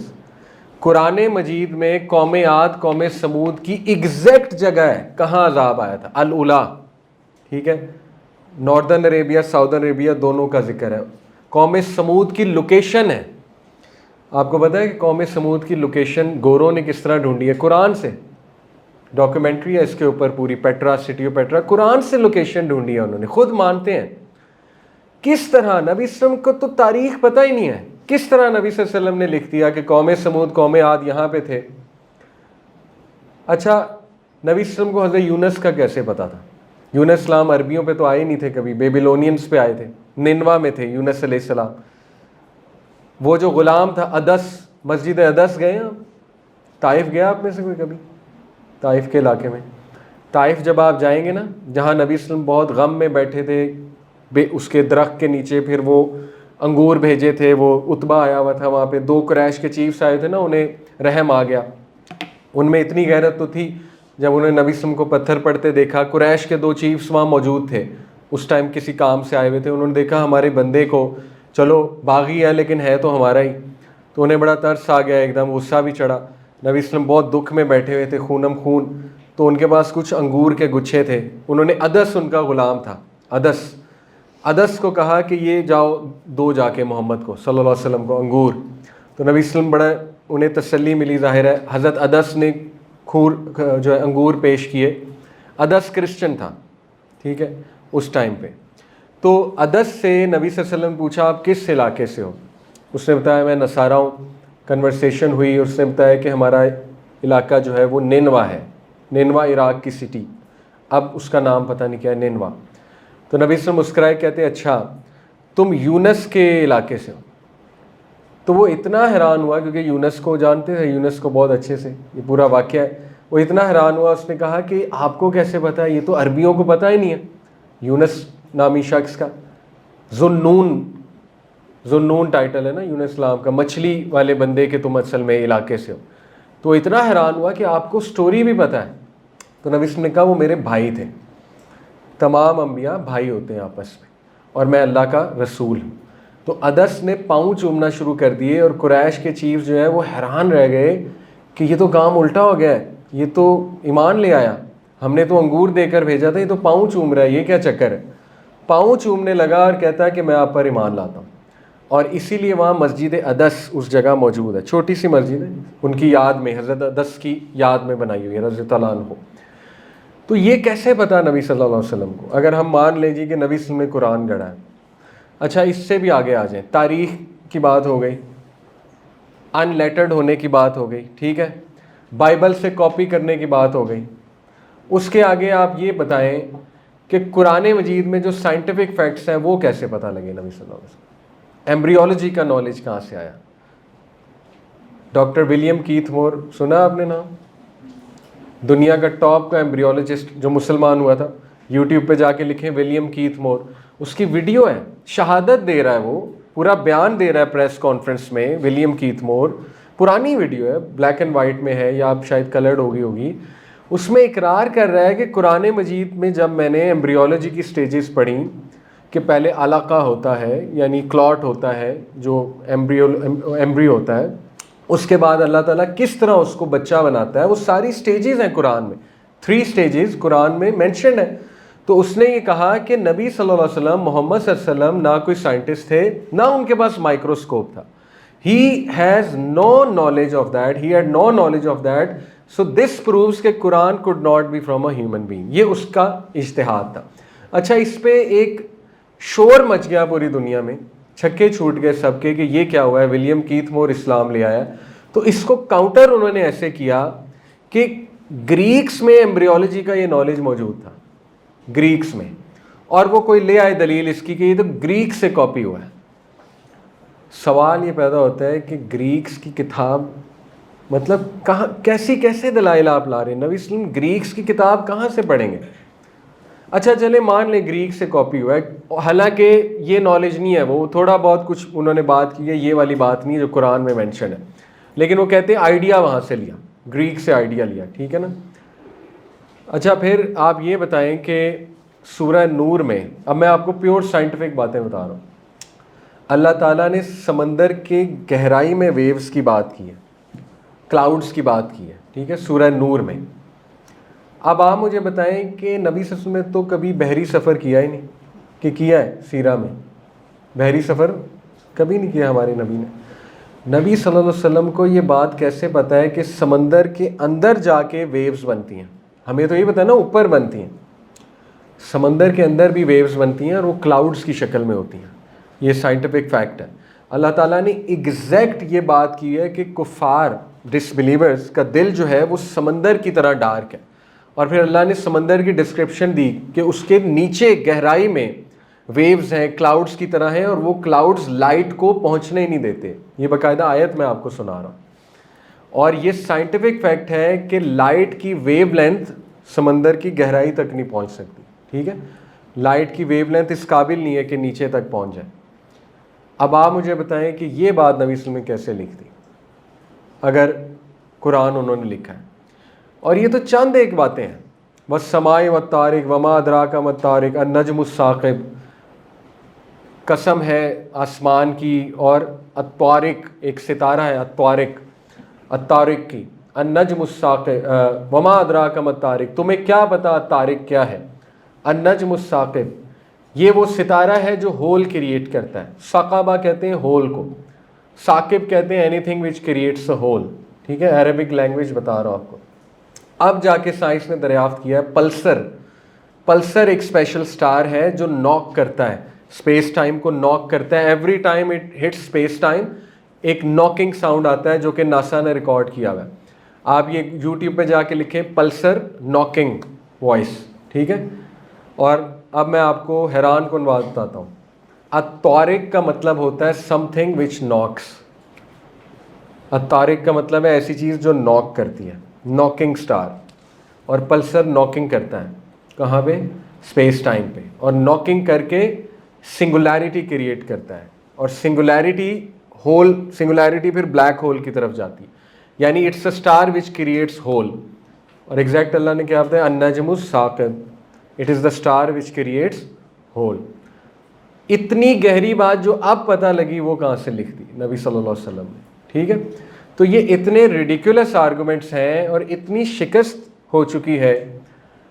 اس وقت اسلام کا، قرآن کا انکار صرف وہی کر سکتا ہے جو ایکسٹریملی بائسڈ ہے، اور ظاہر ہے کہ جس کو ابھی تک اللہ کی طرف سے شرح صدر نہیں ہوئی اور ہدایت نہیں ملی. لیکن ہم دعا کرتے ہیں اللہ سب کو ہدایت دے، شرح صدر کرے. لیکن میرا آپ کو بتانے کا مقصد یہ ہے کہ آپ لوگ کو سپر کانفیڈنٹ ہونا چاہیے کہ اتنا زیادہ واضح ہے جیسے یہ مجھے بلکہ جارج برنارڈ شاء کا کوٹ یاد آ گیا. جارج برنارڈ شاء جو ہے نا، یہ بہت بڑا نام ہے. CSS کی جب آپ تیاری کریں گے نا، جارج برنارڈ شاء بار بار کوٹ ہوتا ہے. ٹھیک ہے، کرنٹ افیئرس کے لیے، فلاسفی کے لیے دو لوگ بہت کوٹ ہوتے ہیں، ایک جارج برنارڈ شاء، دوسرا ول ڈیورنٹ. جارج برنارڈ شاء کا کوٹ ہے کہ یورپ کا فیوچر اسلام ہے. اس نے کہا یورپ میں فیوچر میں جو میں مذہب دیکھتا ہوں وہ اسلام ہے. اور یہ بات اس نے 1930s میں کی تھی. اور آج سٹیٹسٹکس اٹھا کے دیکھ لیں، جس تیزی سے یورپ میں اسلام پھیل رہا ہے نا، اس تیزی سے کہیں نہیں پھیل رہا. اس کی میں آپ کو وجہ بتاتا ہوں، اور یہ وجہ بھی جارج برنارڈ شاء نے بتائی. اس نے کہا کہ ریشنیلٹی کے آگے صرف اسلام ٹکتا ہے، باقی ایوری تھنگ کولیپسز. سب سے پہلے ہندوازم کولیپس ہوا، سب سے پہلے ریشنیلٹی کے آگے. ٹھیک ہے، بدھزم کولیپس ہوگا ریشنیلٹی کے آگے. ریشنل پریکٹیکل اپروچ کی بات کر رہا ہوں، ایموشنل اپروچ کی بات نہیں کر رہا ہوں. ٹھیک ہے، ایموشنلی دیکھیں تو ہر مذہب ٹھیک ہے. اگر آپ نے ایموشنلی دیکھنا ہے، ہر بندہ کہے گا میرا مذہب ٹھیک ہے، میرا مذہب ٹھیک ہے، کیونکہ ایموشنز انوالوڈ ہیں. ریشنلی دیکھو، ریشنیلٹی کے آگے اس نے کہا صرف اسلام ٹکے گا، اور یہ ثابت ہو رہا ہے. ہر مذہب ختم ہو جائے گا. کچھ لوگ کہتے ہیں ایتھیزم بہت تیزی سے بڑھ رہا ہے. آئی ایگری، ایتھیزم بڑھے گا. کیوں؟ کیونکہ دیگر مذاہب کے لوگ پہلے کیا ہوں گے؟ ایتھیسٹ. جب تک اسلام نہیں ملے گا وہ کیا ہوں گے؟ ایتھیسٹ ہوں گے. کیونکہ وہ ریشنل لوگ ہیں، سائنس پڑھی ہوئی ہے انہوں نے، سائیکالوجی پڑھی ہوئی ہے. They can't accept stories. ٹھیک ہے نا. اسی لیے with all due respect Pakistan میں بھی سب سے پہلے جو چیز کولیپس ہو رہی ہے وہ درباری کلچر ہے یوتھ کے. ٹھیک ہے نا، امنگسٹ یوتھ. کیونکہ اٹس ناٹ ریلیجن، الاجیکل چیز ہے وہ. اوکے، تو آپ کو پتا ہے یوتھ ریشنل تھنکرز ہیں، لاجیکل ہیں. ٹھیک ہے نا، وہ ایموشنز رہ گئے ہیں بس. Otherwise it has collapsed. Every one knows کہ ڈرامہ ہے، کس سے کہانیاں ہیں. ٹھیک ہے نا، آل دیز تھنگس. تو لیکن ہیونگ سیڈ اٹ، جو واقعی ولی اللہ تھے ان کی عزت ہے، اور یہ کہ بزرگان کی عزت ہے. بٹ میں آپ کو کہنا جو چاہ رہا ہوں آپ سمجھ گئے ہوں گے. ٹھیک ہے، کہ ریشنیلٹی کے آگے یہ چیزیں نہیں ٹک سکتی. تو یہ جارج برنارڈ شاء نے کہا تھا، اور یہ بات درست ہے. پوری دنیا سے دیگر مذاہب پہلے ختم ہوں گے، اور جو رہ جائیں گے وہ پھر بائسنس کی وجہ سے رہ جائیں گے. ادروائز یہ ہے کہ اگر ریشنل بندہ ہے تو وہ اسلام کی طرف ہی کنکلوڈ کر کے انشاءاللہ تعالیٰ جو ہے وہ آئے گا. تو یہ ہمارے کچھ دلائل ہیں، میں نے آپ کو ان نٹ شل بتائے کہ قرآن مجید اللہ سبحانہ تعالیٰ کی کتاب ہے، اللہ کا کلام ہے. اور کوئکلی آپ کو 3 آرگومنٹس اور سکھاتا ہوں ایک مثال دے کے. دیکھیں، اگر میں آپ لوگوں کو کہوں کہ ایک آئی اسپیشلسٹ ہے جس نے 100 سال پہلے آئیز کے اوپر ایک کتاب لکھی، تو 100 سال بعد کتنا چانس ہے اس میں مسٹیکس کا؟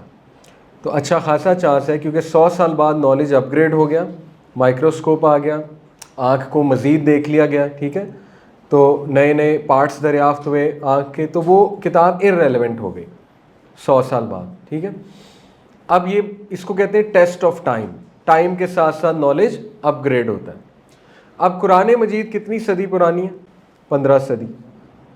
اور قرآن مجید میں نالج سے بھرپور ہے، سائنس کی بات بھی ہے، کیونکہ سائنٹیفک فینومینا نیچرل فینومینا. اللہ نے جب بھی نیچر کی بات کی اس کے پیچھے سائنٹیفک فینومینا تو ہوگا. اس میں آپ دیکھیں دیگر نالج بھی ہے. تو وقت کے ساتھ ساتھ قرآن میں مسٹیکس نکلنی چاہیے تھی، رائٹ؟ لیکن اس کے برعکس مسٹیکس کیا چیزیں پروو ہوتی جا رہی. ٹیسٹ آف ٹائم کو پورا کرتا ہے قرآن، ٹھیک ہے. دوسرا، اگر میں آپ کو کہوں، اس نے صرف آئیز کی بات نہیں کی اس ڈاکٹر نے، اس نے لنگس کی، ہارٹ کی، کڈنی کی، ہر چیز کی بات کی ہوئی ہے، مختلف موضوعات کی. اب ایرر کا چانس مزید بڑھ جائے گا کیونکہ ویریڈ سبجیکٹس کی بات ہوگی نا. پہلے اگر 10 غلطیاں نکلنی تھیں اب 100 نکلیں گی کیونکہ 10 موضوعات ہیں، ٹھیک ہے. اب اس کو کہتے ہیں ٹیسٹ آف ویریڈ سبجیکٹس. قرآن پہ لگائیں، سائیکالوجی، سوشولوجی، لا، انٹرنیشنل لا، انہیریٹنس لا، میریٹل لا، یہ سارے قرآن کے موضوعات ہیں نا. کرمنل لا قرآن کا موضوع ہے. سوشولوجی کی باتیں قرآن میں ہے، سوسائٹی چلے گی کیسے، ٹھیک ہے. قرآن میں رولز ہیں، محرم، نان محرم. قرآن میں حجاب کا کنسیپٹ ہے. قرآن میں جو ہے سائیکالوجی کی باتیں ہیں. قرآن مجید میں جو ہے وہ بایولوجی کی باتیں ہیں، زوالوجی کی باتیں ہیں. قرآن مجید میں اسٹرانومی کی باتیں ہیں، ٹھیک ہے.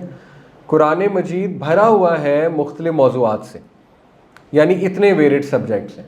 غلطی زیادہ نہ ہونی چاہیے تھی قرآن مجید میں اگر انسان کی کتاب ہوتی، لیکن غلطی نکلنے کی بجائے وہ سارے کے سارے موضوعات سے مزید نالج ایڈ ہو رہا ہے، ہیومینٹی میں مزید نالج ایڈ ہو رہا ہے، ٹھیک ہے.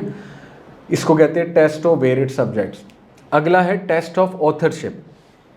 اگر میں آپ کو کہوں کہ وہ شخص ڈاکٹر تھا ہی نہیں، آئی اسپیشلسٹ تھا ہی نہیں، اب آپ کہیں گے کہ اس کی کتاب بالکل ارریلیونٹ ہے کیونکہ وہ اس قابل ہی نہیں کہ وہ اس طرح کی کتاب لکھ دے، اس کی قابلیت نہیں ہے. اب ٹیسٹ آف آتھرشپ قرآن پہ لگائیں. قرآن اس لیول کی کتاب ہے کہ اس کا آتھر کون ہونا چاہیے؟ کوئی بہت ہی میگنیفیسنٹ کوئی بندہ، مطلب کہ آل ان آل بندہ. پہلی تو بات بندہ کہنا مناسب نہیں ہے، کوئی ایسی سپر پاور ہے قرآن کے پیچھے کہ مطلب انسان تو ہو ہی نہیں سکتا. اب جو کہتے ہیں نبی صلی اللہ علیہ وسلم نے قرآن لکھا ہے، نبی صلی اللہ علیہ وسلم کی کیا آتھرشپ تھی؟ آپ مجھے بتائیں. اللہ کے نبی تو ان لیٹرڈ تھے، اللہ کے نبی تو ہسٹری نہیں پڑھے ہوئے تھے، ہمارے نبی صلی اللہ علیہ وسلم سائنس نہیں پڑھے ہوئے تھے، ہمارے نبی صلی اللہ علیہ وسلم علوم نہیں پڑھے ہوئے تھے، ٹھیک ہے. اور پھر سب سے بڑی بات، سٹریس کے اندر بندہ، آپ کو پتہ ہے نا کہ نارمل فنکشن نہیں کر سکتا. نارمل فنکشن مراد ہے کہ ایک بہت زبردست کام شاید نہ کر سکے انڈر سٹریس، ٹھیک ہے. تو نبی صلی اللہ علیہ وسلم تو ان کو سٹریس بھی آتا تھا، غم بھی آتا تھا، ڈسٹریس میں بھی ہوتے تھے، رائٹ. تو وہ اس طرح کا نالج کیسے پروڈیوس کر رہے ہیں 23 سال میں؟ 23 سال کا ہے نا نبی صلی اللہ علیہ وسلم کے پاس چانس، 40 سے 63 سال، قرآن 23 سال میں آیا. 23 سال میں اس طرح کا کام پروڈیوس ہو سکتا ہے وداؤٹ اینی ٹیم. یہ بات آپ کو پتہ ہے وہ الزام لگانے والے بھی مانتے ہیں، کہتے ہیں ہاں ٹیم ان کے پاس کوئی نہیں تھی، اکیلے تھے. اکیلا بندہ اس دور میں لکھ سکتا ہے قرآن. اس لیے اتنی شکست ہو چکی ہے، اتنے انویلڈ آرگومنٹس ہیں اور اتنے مضحکہ خیز آرگومنٹس ہیں. ہاں آپ گوگل پہ جا کے لکھیں گے مسٹیکس ان دا قرآن، نکل بہت کچھ آئے گا، لیکن یاد رکھیں دلیل کا ایک کرائٹیریا ہوتا ہے.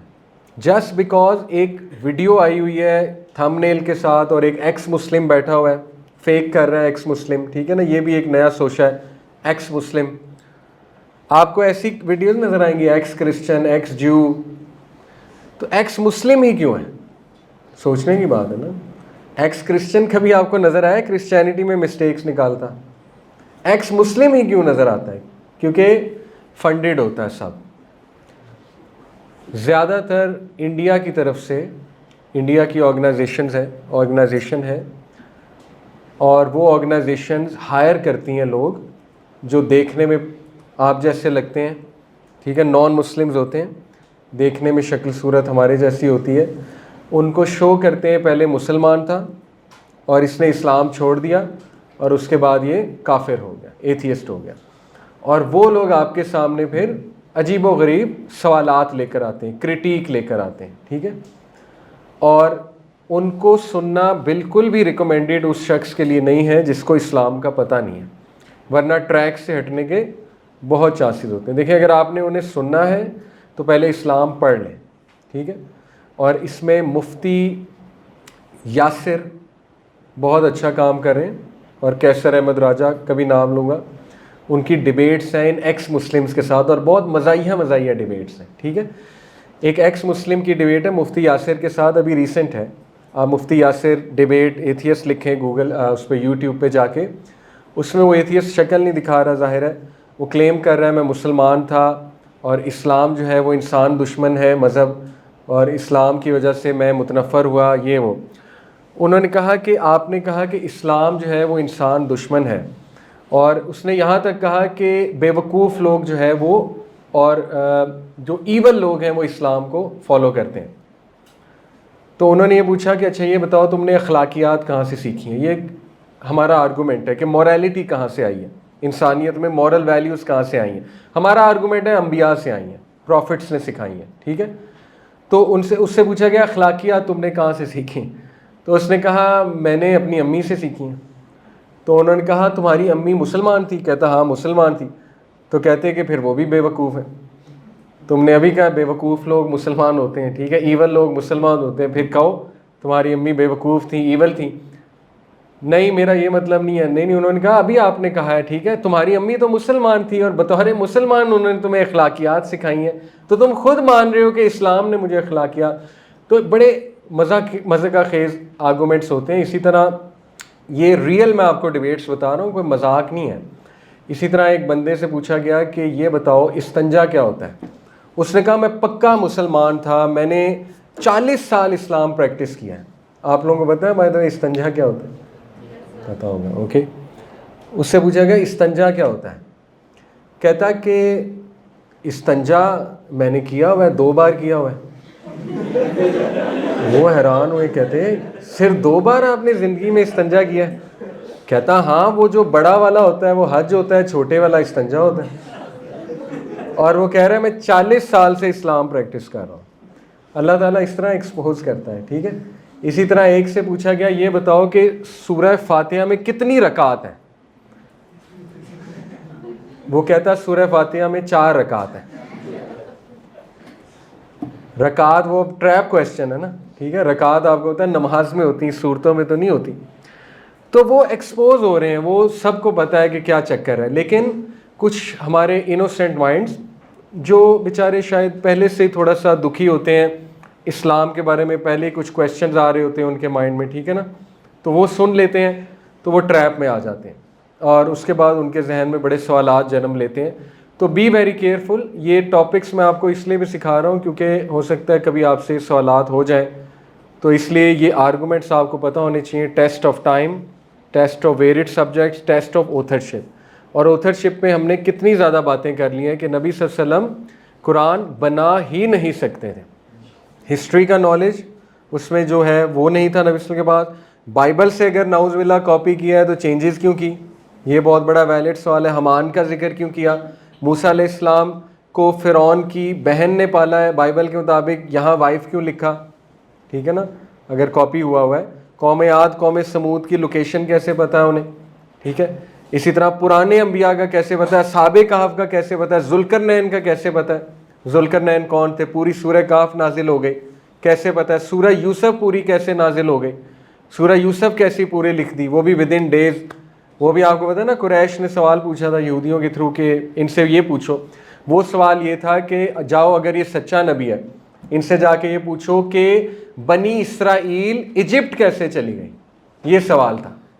بنی اسرائیل شروع سے کہاں پہ تھی؟ فلسطین میں. ٹھیک ہے نا.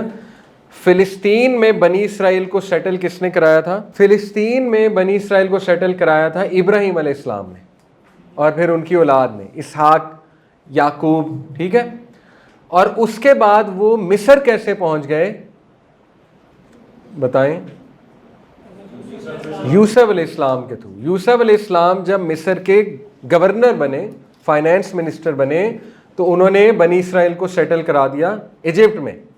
اور اس کے بعد 250-300 سال گزر گئے. جو نیکسٹ فیروز آئے انہوں نے آ کے انسلیو کر لیا بنی اسرائیل کو، اور پھر موسیٰ علیہ السلام نے چھٹکارا دیا.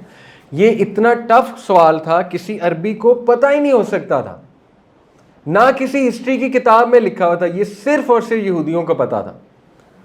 اور یہودیوں نے جب یہ کہا کہ جا کر پوچھو اپنے نبی سے، تو پوری سورہ یوسف نازل ہو گئی اور ان کے چھکے چھوٹ گئے یہودیوں. وہ پھر بھی ایمان نہیں لائے. ٹھیک ہے. یہاں تک کہ عبداللہ بن سلام جو کہ ایک ریبائے تھے، یہودیوں میں بھی بڑے بڑے جیمز تھے اور ہیں بھی، آج بھی ہیں، وہ اسلام لائے تھے عبداللہ بن سلام. اور انہوں نے نبی صلی اللہ علیہ وسلم کو پروو کرنے کے لیے کہ یہ لوگ بہت بائسڈ ہیں، ایک انہوں نے کام کیا. انہوں نے کہا کہ آپ نہ ان سے یہ پوچھیے گا کہ عبداللہ بن سلام کیسا بندہ ہے. تو نبی صلی اللہ علیہ وسلم نے پوچھا، صحابہ نے پوچھا، تو انہوں نے کہا کہ وہ تو اس جیسا بندہ ہی کوئی نہیں، اس سے کمپیٹنٹ کوئی نہیں ہے. وہ تو پائے درجے کا، اول درجے کا رہبائے ہے. اس کا باپ بہت زبردست رہبائے تھا، اس کا پورا خاندان پائے کا علم رکھنے والا ہے. تو پھر نبی صلی اللہ علیہ وسلم نے کہا اچھا یہ بتاؤ، اگر میں کہوں وہ مسلمان ہو گیا ہے، مجھ پر ایمان لے آیا، فوراً کہتے اس سے نالائق کوئی نہیں ہے، اس سے بدبخت کوئی نہیں ہے، وہ تو انکمپیٹنٹ ہے، اس کی پوری فیملی انکمپیٹنٹ ہے، ہم اس سے بری ذمہ ہیں، یہ وہ. تو وہ ایک دم پیچھے سے نکل کے آئے، ہنس رہے تھے، کہتے یہ دیکھ لیں ایکسپوز ہو گئے. ٹھیک ہے. یعنی ان کا دوگلا پن آپ کے سامنے آ گیا. تو یہ اس لیے میں آپ کو بتانا یہ چاہ رہا ہوں کہ نبی صلی اللہ علیہ وسلم کو وہ سوالات ایسے کیا کرتے تھے کہ اس کے بعد ان کے پاس کوئی کاؤنٹر آرگومنٹ بچتا ہی نہیں تھا. اور اس لیے نبی صلی اللہ علیہ وسلم could not have forged the قرآن. اور ایک فیسینیٹنگ بات آخری بتا دوں بس آپ کو، فرعون کے بارے میں یہ ایک ٹیبلٹ ملی اسی وقت کھدائی کے دوران. اس میں ہے the sky weeps for you, the earth weeps for you when you ascend as a star. یہ اس کی قبر پہ لکھی ہوئی تھی. ٹھیک ہے. جو اس کی کارپس تھی جو انہوں نے بنائی تھی، ظاہر سمندر سے لاش تو نہیں ملی تھی، لیکن انہوں نے اس کا ایک مجسمہ بنایا تھا رامسس II کا، اور اس کے اوپر یہ سٹیٹمنٹ لکھی تھی the sky weeps for you, the earth weeps for you when you ascend as a star. اور یہ وہ ٹیبلٹ ہے اور اس میں ہیلیوگرافک میں یہ سینٹینس لکھے ہوئے. اب آپ قرآن کا جواب سنیں. اور یہ ٹیبلٹ کب ملی ہے؟ 19ویں صدی میں. سورہ chapter 44 verse 29، and the heaven and earth wept not for them nor were they reproved. اللہ اکبر. نہ آسمان اس پہ رویا نہ زمین اس پہ روئی. اللہ نے ایگزیکٹ وہ جواب دیا ہے جو اس وقت ٹیبلٹ پہ لکھا ہوا ہے. تو اس طرح کی باتیں ابھی میں نے آپ کو بہت کم بتائی ہیں. قرآن مجید آپ کبھی مطلب خود سے ریسرچ کریں. یعنی یوسف علیہ السلام کے جو کنگز تھے وہ فیروز نہیں تھے. یہ پتہ ہے نا آپ کو ہسٹوریکل فیکٹ. فیروز بعد میں آئے. فیرو جو ہے وہ ایجپشین کنگ کا بعد کا ٹائٹل ہے. اس سے پہلے کا ٹائٹل کنگ ہوتا تھا، ملک ہوتا تھا، ملک کہتے تھے انہیں. ٹھیک ہے. بائبل میں یوسف علیہ السلام کے جو کنگز ہیں ان کو فیرو کہا گیا. ہسٹوریکلی سرچ کر لیں وہ فیروز نہیں تھے. قرآن نے ایک بھی بار یوسف علیہ السلام کے کنگ کو فیرو نہیں کہا. کیا کہا ہے؟ ملک یا ملک یا ملک. ٹھیک ہے. اور فیرو کس کو کہا ہے؟ موسیٰ علیہ السلام کے دور میں جو کنگز تھے. تو یہ کیسے ہو گیا؟ اس لیے بہرحال آپ کانفیڈنس رکھیں، قرآن مجید کے ساتھ تعلق قائم کریں. کچھ نام آپ کو قرآن مجید کے دکھا دوں. نور، قرآن مجید نور ہے، ہدا ہے، رحمہ ہے، شفا ہے، ذکر ہے، کریم ہے، حکمہ ہے، مبارک ہے، حبل ہے، حبل رسی کو کہتے ہیں، احسن الحدیث ہے. جو بندہ قرآن پڑھے گا، قرآن سے تعلق رکھے گا، اس کی زندگی میں برکات آئیں گی، نور آئے گا، شفا آئے گی، اس کی زندگی میں رحمت آئے گی اللہ رب العالمین کی طرف سے. اور قرآن جو سمجھ کے پڑھے گا وہ تو پھر کیا ہی بات ہے. ٹھیک ہے، لیکن اس کو ویسے بھی پڑھنا، اس کا اہتمام کرنا، یہ بہت سی برکات کا جو ہے وہ الحمدللہ ثبوت ہے۔ اور یہ ایک آخری کوٹ سن لیں، محمد امین الشنقیطی رحمہ اللہ، یہ ایک بزرگ ہیں جو کہ تفسیر بھی لکھتے تھے۔ سم آف دا علماء آف تفسیر سیڈ، کہ تفسیر کے علماء مفسرین نے یہ کہا، وی بزیڈ آر سیلف ود دا قرآن، ہم نے اپنے آپ کو قرآن کے ساتھ بزی کیا، and we were overwhelmed with blessings and bounties in this world, اور ہم حیران رہ گئے اپنی زندگی میں برکات اور اللہ کی نعمتوں کو دیکھ کے، ان کنفرمیشن آف دی آیا دس قرآن از اے بلیسڈ بک، بے شک یہ کتاب ایک مبارک کتاب ہے، سورہ 6 الانعام ورس 92۔ تو یہ صرف ایمان کی بات ہے کہ جو بندہ قرآن کے ساتھ اپنے آپ کو بزی کرتا ہے اس کو ویسے ہی اللہ ڈھیروں برکات سے نواز دیتا ہے۔ اور یہ ہر اس وہ بندہ آپ کو بتائے گا جس نے قرآن کے لیے ٹائم نکالا، قرآن کو سمجھنے کے لیے ٹائم نکالا، قرآن کو پڑھا بھی سمجھا بھی، وہ آپ کو گواہی دے گا اس بات کی کہ واقعی میں نے بھی اپنی زندگی میں رزق کو بہت بڑھتے دیکھا اور میں نے اپنی زندگی میں برکات کو بہت بڑھتے دیکھا۔ تو انشاءاللہ قرآن سے ہم تعلق بنائیں۔ جزاک اللہ خیر۔ سبحانک اللہم و بحمدک، اشہد ان لا الہ الا انت، استغفرک و اتوب الیک۔ کوئی سوال ہے تو کائنڈلی کر لیجئے، کوئی بھی سوال اس سے بے شک نہ بھی ریلیٹڈ ہو کلاس سے، ویسے ہی کوئی سوال اگر آپ کے ذہن میں ہے۔ وہاں جا کے یہ سجدہ تو بالکل حرام ہے، اور دیکھیں میں آپ کو اپنا پرسنل بھی بتا دیتا ہوں جو میری ریسرچ ہے۔ جو قبر پہ جانے کا مقصد بیان ہے نا دین میں، وہ ہے موت یاد آنی چاہیے۔ تو وہاں جا کے میرا نہیں خیال موت یاد آتی، وہاں تو بھنگڑے ڈل رہے ہوتے ہیں، اور وہ بات کر رہا ہوں وہ جو بہت ہی بیکورڈ علاقے ہیں وہاں پہ عرس وغیرہ میں یہی کچھ ہو رہا ہوتا ہے۔ باقی یہ کہ عورتوں کا جانا تو ویسے بھی مناسب نہیں ہے قبر کے پاس، نبی نے منع فرمایا، بہت سی ریزنز ہیں اس کے پیچھے، بہت سی ریزنز ہیں، لیکن یہ کہ قبرستان جا سکتا ہے مرد، جا کے وہاں موت کو یاد کرے، سلام کرے مردوں کو، اور یہ کہ دعا کرے انشاءاللہ۔ تو ایسا کوئی کنسیپٹ ہمیں ملتا نہیں کہ درباروں پہ جانا چاہیے، ان شارٹ۔ جی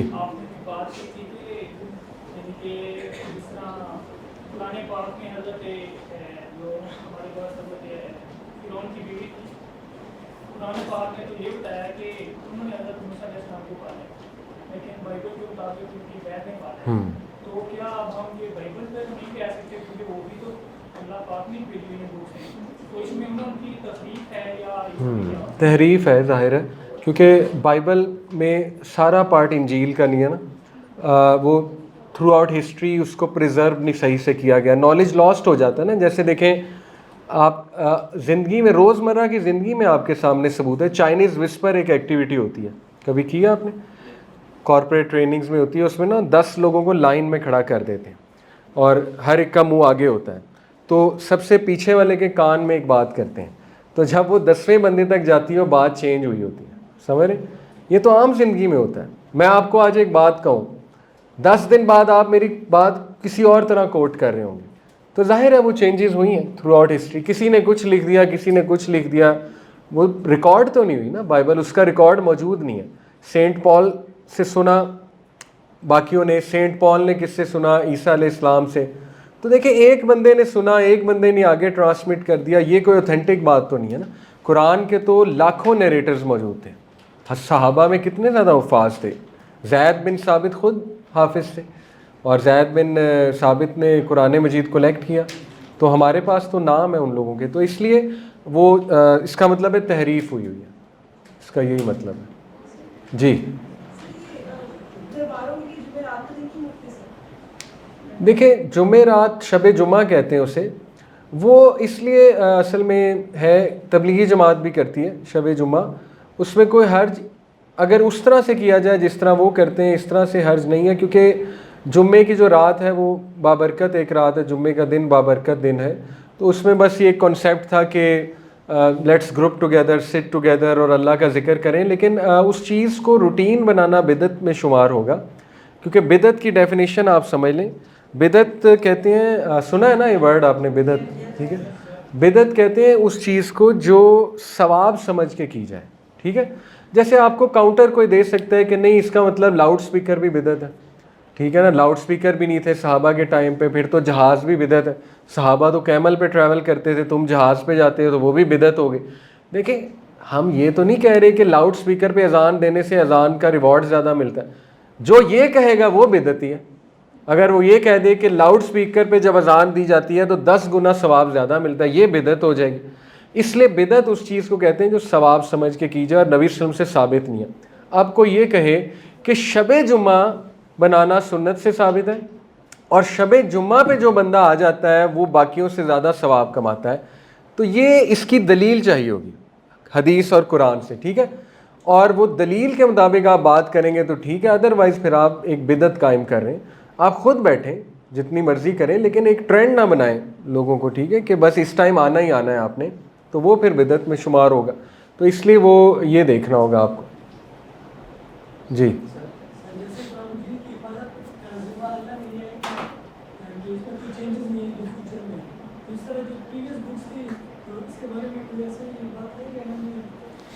نہیں, پریویس بکس کے بارے میں نہیں ہے, اسی لیے ان میں تحریف ہوگی, کیونکہ سورہ البقرہ میں اللہ تعالیٰ یہ بات فرماتے ہیں نا کہ انہوں نے اپنی کتابوں میں چینجز کر لی ہیں, تحریف کر لی, جس سے ثابت ہی ہوتا ہے کہ وہ اللہ تعالیٰ نے ایز اے آزمائش وہ ان کی ظاہر نہیں کی اس طرح سے حفاظت, تو وہ چینج ہونا شاید اس لیے بھی تھا, یہ اللہ کا ایک گرینڈ پلان تھا کہ قرآن مجید نے آنا تھا. اور لیکن میں آپ کو بتاؤں اتنی تحریف کسی کتاب میں نہیں ہوئی کہ اس میں توحید بھی چینج ہو گئی.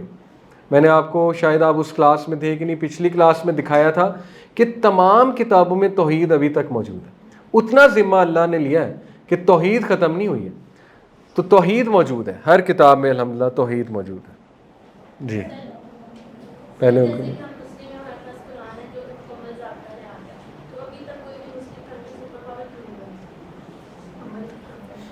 دیکھیں, یہ بڑا مشکل سوال ہے, اور مسلمز اس لیے سپر پاور نہیں بنے, اس کے دونوں فیکٹرز ہیں. ایک تو آپ میں سے کسی نے کہا عمل, اس کا دوسرا فیکٹر یہ بھی ہے کہ یونٹی نہیں ہے مسلمانوں میں, بہت بڑا یہ ریزن ہے. اور اس کا تیسرا فیکٹر یہ ہے کہ جو سپر پاورز ہیں نا ان کی بھی مداخلت بہت ہے, یعنی انہوں نے بار بار حملے کر کے نا دے انشورڈ کہ یہ لوگ کبھی واپس نہ اٹھیں, ریسورسز پہ قبضہ کر لیا, ٹھیک ہے نا, انسلیو کر دیا, انسٹیٹیوٹس کو اوپر سے کنٹرول کیا.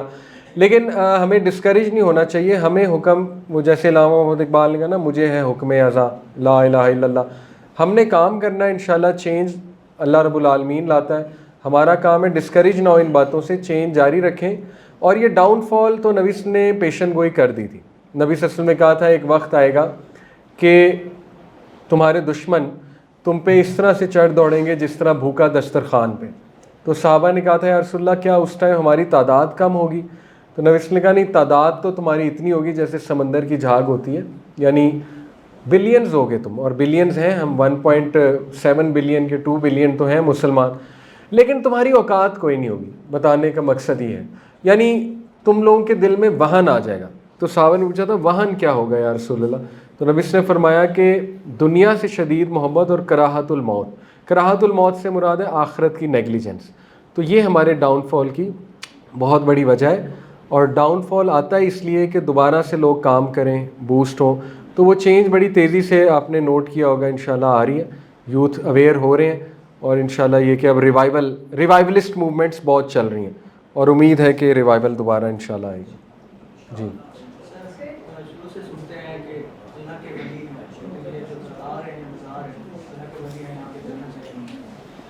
دیکھیں, اللہ کے ولی ہوں گے, ہم انکار نہیں کرتے, ہمیں کیا پتہ کسی کا, ٹھیک ہے, ہو سکتا ہے واقعی اللہ کے ولی ہوں, لیکن سوال یہ پیدا ہوتا ہے کہ ان کی اپنی ٹیچنگز یہ نہیں ہیں کہ ہمارے دربار بناؤ, ہمارے درباروں پہ آؤ, ہم سے مانگو, ٹھیک ہے نا.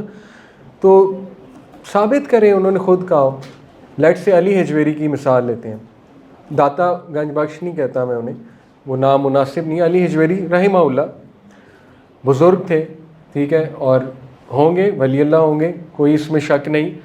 آپ دکھاؤ ان کی کتابوں میں, دکھاؤ یہ کہاں ہے کہ میرے مزار بنانا, میرے مزاروں پہ آنا اور اس طرح کے کام کرنا جس طرح کے کام وہاں ہوتے ہیں, میرے سے دعائیں مانگنا, میرے واسطے سے دعا نہیں. عبد القادر جیلانی رحمہ اللہ, شیخ عبد القادر, غوث اعظم نہیں کہنا چاہیے انہیں, غلط نام ہے. شیخ عبد القادر جیلانی رحمہ اللہ کی ایک ٹیچنگ دکھا دیں کہ انہوں نے خود سے یہ کہا ہو کہ میرے نام کی 10ویں چڑھانا چادریں چڑھانا, ٹھیک ہے نا, میرے سے مدد مانگنا. اب دیکھیں نا یہ کس سے, یہ عبد القادر جیلانی نے کہاں یہ بات کی, کس نے یہ بات کوٹ کی. میں آپ کو ایک قصہ سناتا ہوں کہ ان کے بارے میں مشہور ہے, اور یہ بہت مشہور بات ہے کہ جو عبد القادر جیلانی غوث اعظم کا مرید ہے, اس کو فرشتے یہ سوال نہیں پوچھیں گے, من ربو کا, من دینو کا, من نبیو کا, یعنی وہ پار ہے وہ بندہ. اور اس پہ پورا واقعہ ہے. اس میں واقعہ یہ ہے کہ عبد القادر جیلانی رحمہ اللہ جب وہ فوت ہوئے تو منکر نکیر ان کی قبر میں آئے. منکر نکیر نے آ کر پوچھا من ربو کا, تو عبد القادر نے کھینچ کے چپیڑ ماری, اور عبد القادر نے کہا کہ تمہیں تمیز نہیں ہے, پہلے سلام کرتے ہیں. تو فرشتہ ایک دم ہل گیا. ٹھیک ہے, میں آپ کو کوٹ ان کوٹ واقعہ سنا رہا ہوں. تو وہ بڑا پریشان ہوا, اس نے پھر سلام کیا کہ یہ تو کوئی پتہ نہیں کیا بندہ ہے. تو پھر عبد القادر نے ان کا ہاتھ پکڑ لیا منکر نکیر کا, اور اسے کہا کہ جا کر اللہ سے یہ کہو کہ میں تمہارے سوالوں کے جواب تب تک نہیں دوں گا اور تمہیں معاف تب تک نہیں کروں گا جب تک تم اللہ سے یہ سفارش نہیں کر لو گے کہ میرے سارے مریدین کو بخش دیں. تو فرشتہ اوپر گیا, اس نے جا کے اللہ سے یہ التجا کی, تو اللہ تعالیٰ نے کہا اسے جا کر کہو میں نے سب کو بخش دیا. تو وہ نیچے آیا, اس نے گارنٹی دی, تو پھر انہوں نے اس کا بازو چھوڑا دوسرے کا کہ ٹھیک ہے تم میری طرف سے معاف ہو. اب دیکھیں ہم یہ نہیں مان سکتے اس طرح کی باتیں, ٹھیک ہے. پھر اسی طرح واقعات ہیں کہ قیامت والے دن حضرت علی اللہ کو باتوں میں لگائیں گے, نعوذ باللہ, پیچھے سے اشارہ کریں گے نکل جاؤ اپنے مریدین. اب دیکھیں نا یہ باتیں یہ نہیں کر سکتے, بزرگان نہیں کر سکتے, یہ ان پہ الزام ہے, تحریف ہے ان کی کتابوں میں, ٹھیک ہے. تو ہم بزرگوں کو مانتے ہیں, ولیوں کو بھی مانتے ہیں, ولی اللہ بالکل ہوتا ہے بندہ, انہیں الہام بھی ہوتا تھا, اس کو بھی مانتے ہیں انشاءاللہ. لیکن جو آپ نے ان کا کردار بنا دیا ہے, جو حرکتیں آپ کر رہے ہیں وہ غلط ہیں, وہ احادیث کے خلاف ہیں, ان میں شرک ہے, بدعت ہے, اور اس میں عقائد کا مسئلہ ہے. آپ کو پتہ ہے نا درباروں پھر کیا کیا حرکتیں ہوتی ہیں, تعویذات دیے جاتے ہیں, پھر جو ہے وہ عجیب و غریب ڈرامے چل رہے ہوتے ہیں, وہاں پہ اذکار غلط بتائے جا رہے ہوتے ہیں. تو یہ جہالت ہے, اللہ تعالیٰ بس ہدایت دے. اس لیے ہم یہ کہتے ہیں کہ بس اوائڈ کرنا چاہیے ان جگہوں پہ جانا. جی ایک اور اسٹریٹ فارورڈ کوشچن ہے کہ ہمارے بیکورڈ ایریا وہاں پہ 2-3 فرقے بنے ہوئے ہیں, یعنی ایک ہی گاؤں میں 3-4 لوگ سنیوں کے ہو گئے, 3-4 وہابی لوگ ہوتے ہیں. وہ اکثر یہ بات کرتے ہیں, سننے سے ڈائریکٹلی میں نے خود سنا ہے کہ یا اللہ کہنا چاہیے یا محمد یا علی کہنا مناسب. وہ یہ کہتے ہیں, اسی بات پہ ان کی لڑائی ہوتی ہے اور اکثر اوقات ایسے ہی ہے, وہ فرقے آپس میں اس بات پہ لڑتے ہیں. دیکھیں ہم نے قرآن و حدیث کو فالو کرنا ہے, یا اللہ مدد, بس یہی ہے. قرآن و حدیث سے ثابت, نبیوں کی دعائیں کوٹ کریں نا, کسی ایک نبی کی دعا بتا دیں کہ جس نے اپنا واسطہ خود دیا ہو یا نبی صلی اللہ علیہ وسلم کا واسطہ دیا ہو, دکھائیں کس نبی نے کس کا. حضرت ابراہیم سب سے بڑے تھے نا, تو کبھی حضرت موسیٰ نے حضرت ابراہیم کا واسطہ دیا ہو, کبھی حضرت یوسف نے حضرت ابراہیم کا واسطہ دیا ہو, نہیں. سب کی دعائیں یہی ہیں, ربی انی لما انزلت الی من خیر فقیر, ربی ظلمت نفسی ربی انی ظلمت نفسی فاغفر لی, ربی انی مسنی الضر وانت ارحم الراحمین, ربی انی مغلوب فانتصر. سارے نبی اللہ سے دعا کر رہے ہیں, تو بس آپ بھی کریں اللہ سے. ڈیبیٹ ختم ہو گئی.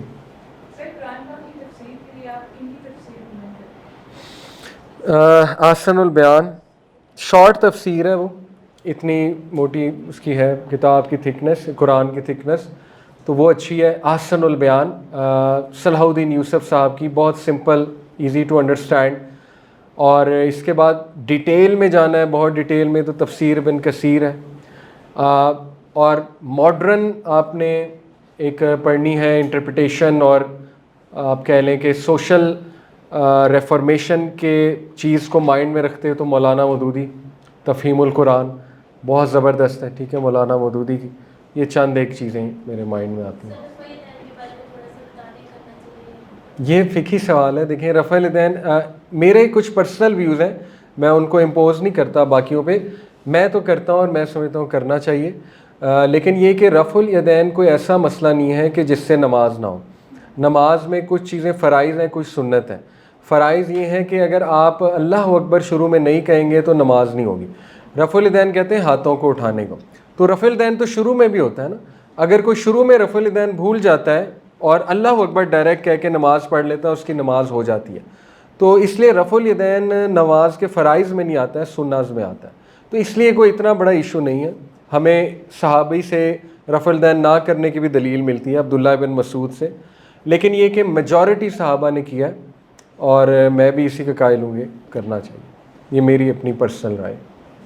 سر ابھی میں نے کوشچن کیا تھا کہ یا محمد اور یا علی ہم نہیں پڑھتے, جی یہ اتنے جو دعوت اسلامی کے علماء حضرات ہیں لیکن انہوں نے یہ بھی تو قرآن حدیث کو فالو کرتے ہیں, یہ کیوں؟ دیکھیں بلائنڈ فالوئنگ ہے نا, تقلید بہت بڑا مسئلہ ہے. قرآن و حدیث کو فالو کرتے ہیں لیکن ہمیں یہ دیکھنا ہوگا کہ وہ صحیح حدیث ہے کہ نہیں ہے, اور وہ قرآن کی صحیح انٹرپریٹیشن ہے کہ نہیں ہے. ٹھیک ہے نا, قرآن کی خود سے انٹرپریٹیشن کرنے پہ آئے تو کچھ بھی ثابت کر سکتے ہیں. آپ کبھی احمدیوں کے پاس بیٹھیں, قادیانی کے پاس, قرآن و حدیث سے دلائل دیں گے, تو پھر اس کا مطلب وہ بھی ٹھیک ہے. ٹھیک ہے, تو دلیل اصل میں انف نہیں ہوتی ہے, دلیل کس طرح کی ہے یہ دیکھنا چاہیے. ٹھیک ہے, اس کی سمجھ لگنی چاہیے دلیل کی کہ یہ سمجھ لگنے والی دلیل ہے. باقی یہ ڈفرینسز آزمائش ہیں, یہ رہیں گے. اگر آپ یہ خواہش کریں کہ سب سچ کو مان لیں گے, حق کو مان لیں گے, ایسا ہونے نہیں والا. ٹھیک ہے, یہ ڈفرینسز اسی لیے کہ بندہ حق کی جستجو کرے اور حق کی تبلیغ کرے, یہ اس لیے یہ ڈفرینس. جی آپ نے, جی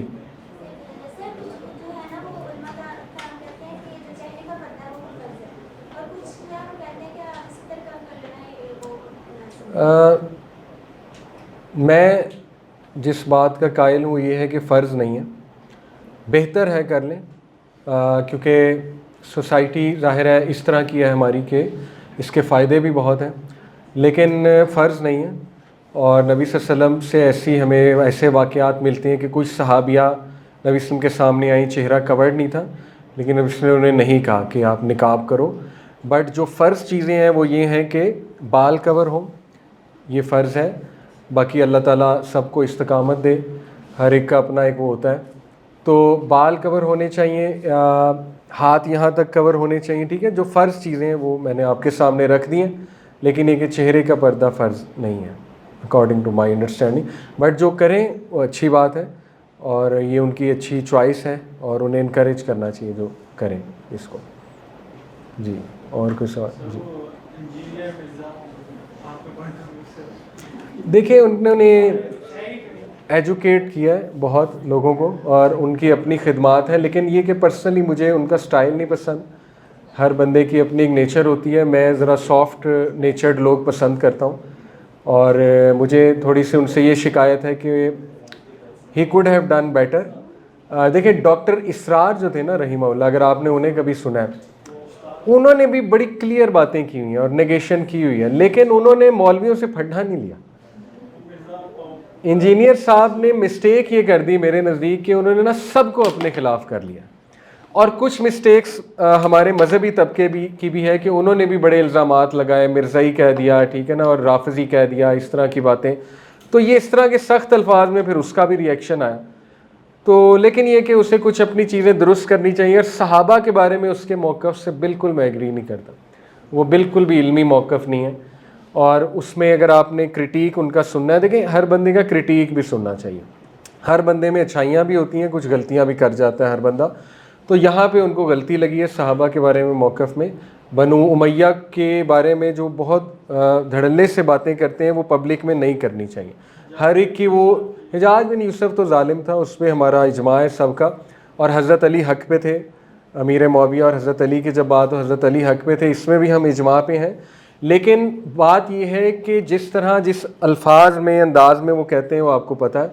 ہر ایک کی ایموشنل انٹیلیجنس, ذہانت اتنی نہیں ہوتی ہے کہ وہ اس طرح کی ڈیبیٹس کو ڈائجسٹ کر لے. یعنی میں نے نوٹ کیا ہے کہ ان کے جو فالوورز ہیں نا, ان میں غصہ, فرسٹریشن اور مذاق اڑانا زیادہ ہے, اور یہ اسلامی اخلاق سے دور کی چیزیں. کسی کا مذاق اڑانا, کسی کو غصے سے بات کرنا, یا ایکسٹریم ڈس رسپیکٹفل ہو جانا, ٹھیک ہے نا. حالانکہ وہ ہر بزرگ کی نفی نہیں کرتے, مجھے پتہ ہے, میں نے انہیں سنا ہوا ہے, لیکن ان کے فالوورز جو ہیں وہ اتنی ایکسٹریم پہ چلے جاتے ہیں کہ وہ ویلڈ بزرگ کی بھی نفی کر دیتے ہیں. ٹھیک ہے, تو یہ بات درست نہیں ہے, ان کو ان چیزوں کا خیال رکھنا چاہیے. امیر معاویہ کے حوالے سے خیال کرنا چاہیے انہیں. ایک بار انہوں نے حضرت عثمان کے بارے میں بھی سخت الفاظ ادا کیے تھے, تو یہ چیزیں غلط ہیں, اس طرح نہیں کرنا چاہیے انہیں. ٹھیک ہے, یہ بات ہے. سر وہ ایک سنگھ کے دربار لال شباب کو کہتے ہیں کہ فرد دیے تھے اور دنیا چکر لگایا. بس آخری جی सिंध में जो दरबार साहब की وہ غلط بات ہے، میں نے آپ کو بتایا وہ قصے کہانیاں ساری. جی جی وہ قصے کہانی ہے، میں نے تو آپ کو شروع میں بتایا ہے، اور اسی لیے اب یوتھ کو پتہ ہے کہ یہ ساری کہانیاں ہیں، تو لیکن کیا کریں اب. दरबार में स्केचेस वगैरह भी बने होते हैं. جی جی بس وہ ہم کافی عرصہ ہندوؤں میں رہے نا، تو بڑا کچھ مکس اپ ہو گیا، وہاں سے بڑی چیزیں کاپی ہو گئیں. دیکھیں ہمارا کام ہے دعوت دینا، پیار سے دعوت دیں لوگوں کو، ٹھیک ہے، انشاءاللہ لوگ قبول کریں گے، محبت سے، بجائے کہ مذاق اڑانے کے اور کنفرنٹ کرنے کے، پیار سے دعوت. अली पे दरबार पर जाने के पता नहीं कितने जुमेर आते हैं ये इस तरह के जाओ हज का सवाब. غلط، سب غلط، دلائل نہیں ہے نا، دلائل لے کر آئے، پیار سے بات کریں، لوگ مان جاتے ہیں انشاءاللہ. بحث پہ آ جائیں پھر کالو سلامہ کہ دعا دیں اور کہیں بس میں نے آپ کو جو بتانا تھا، میں نے آپ کو جو بتانا تھا بتا دیا، اب آپ کی مرضی ہے، ٹھیک ہے، کوئی بات نہیں، کہنے دیں. یہ تانے نبیوں نے بھی سنے، سب نے سنے، سن لیں یہ تانے، ان تانوں کا ثواب ملے گا آپ کو. جزاک اللہ.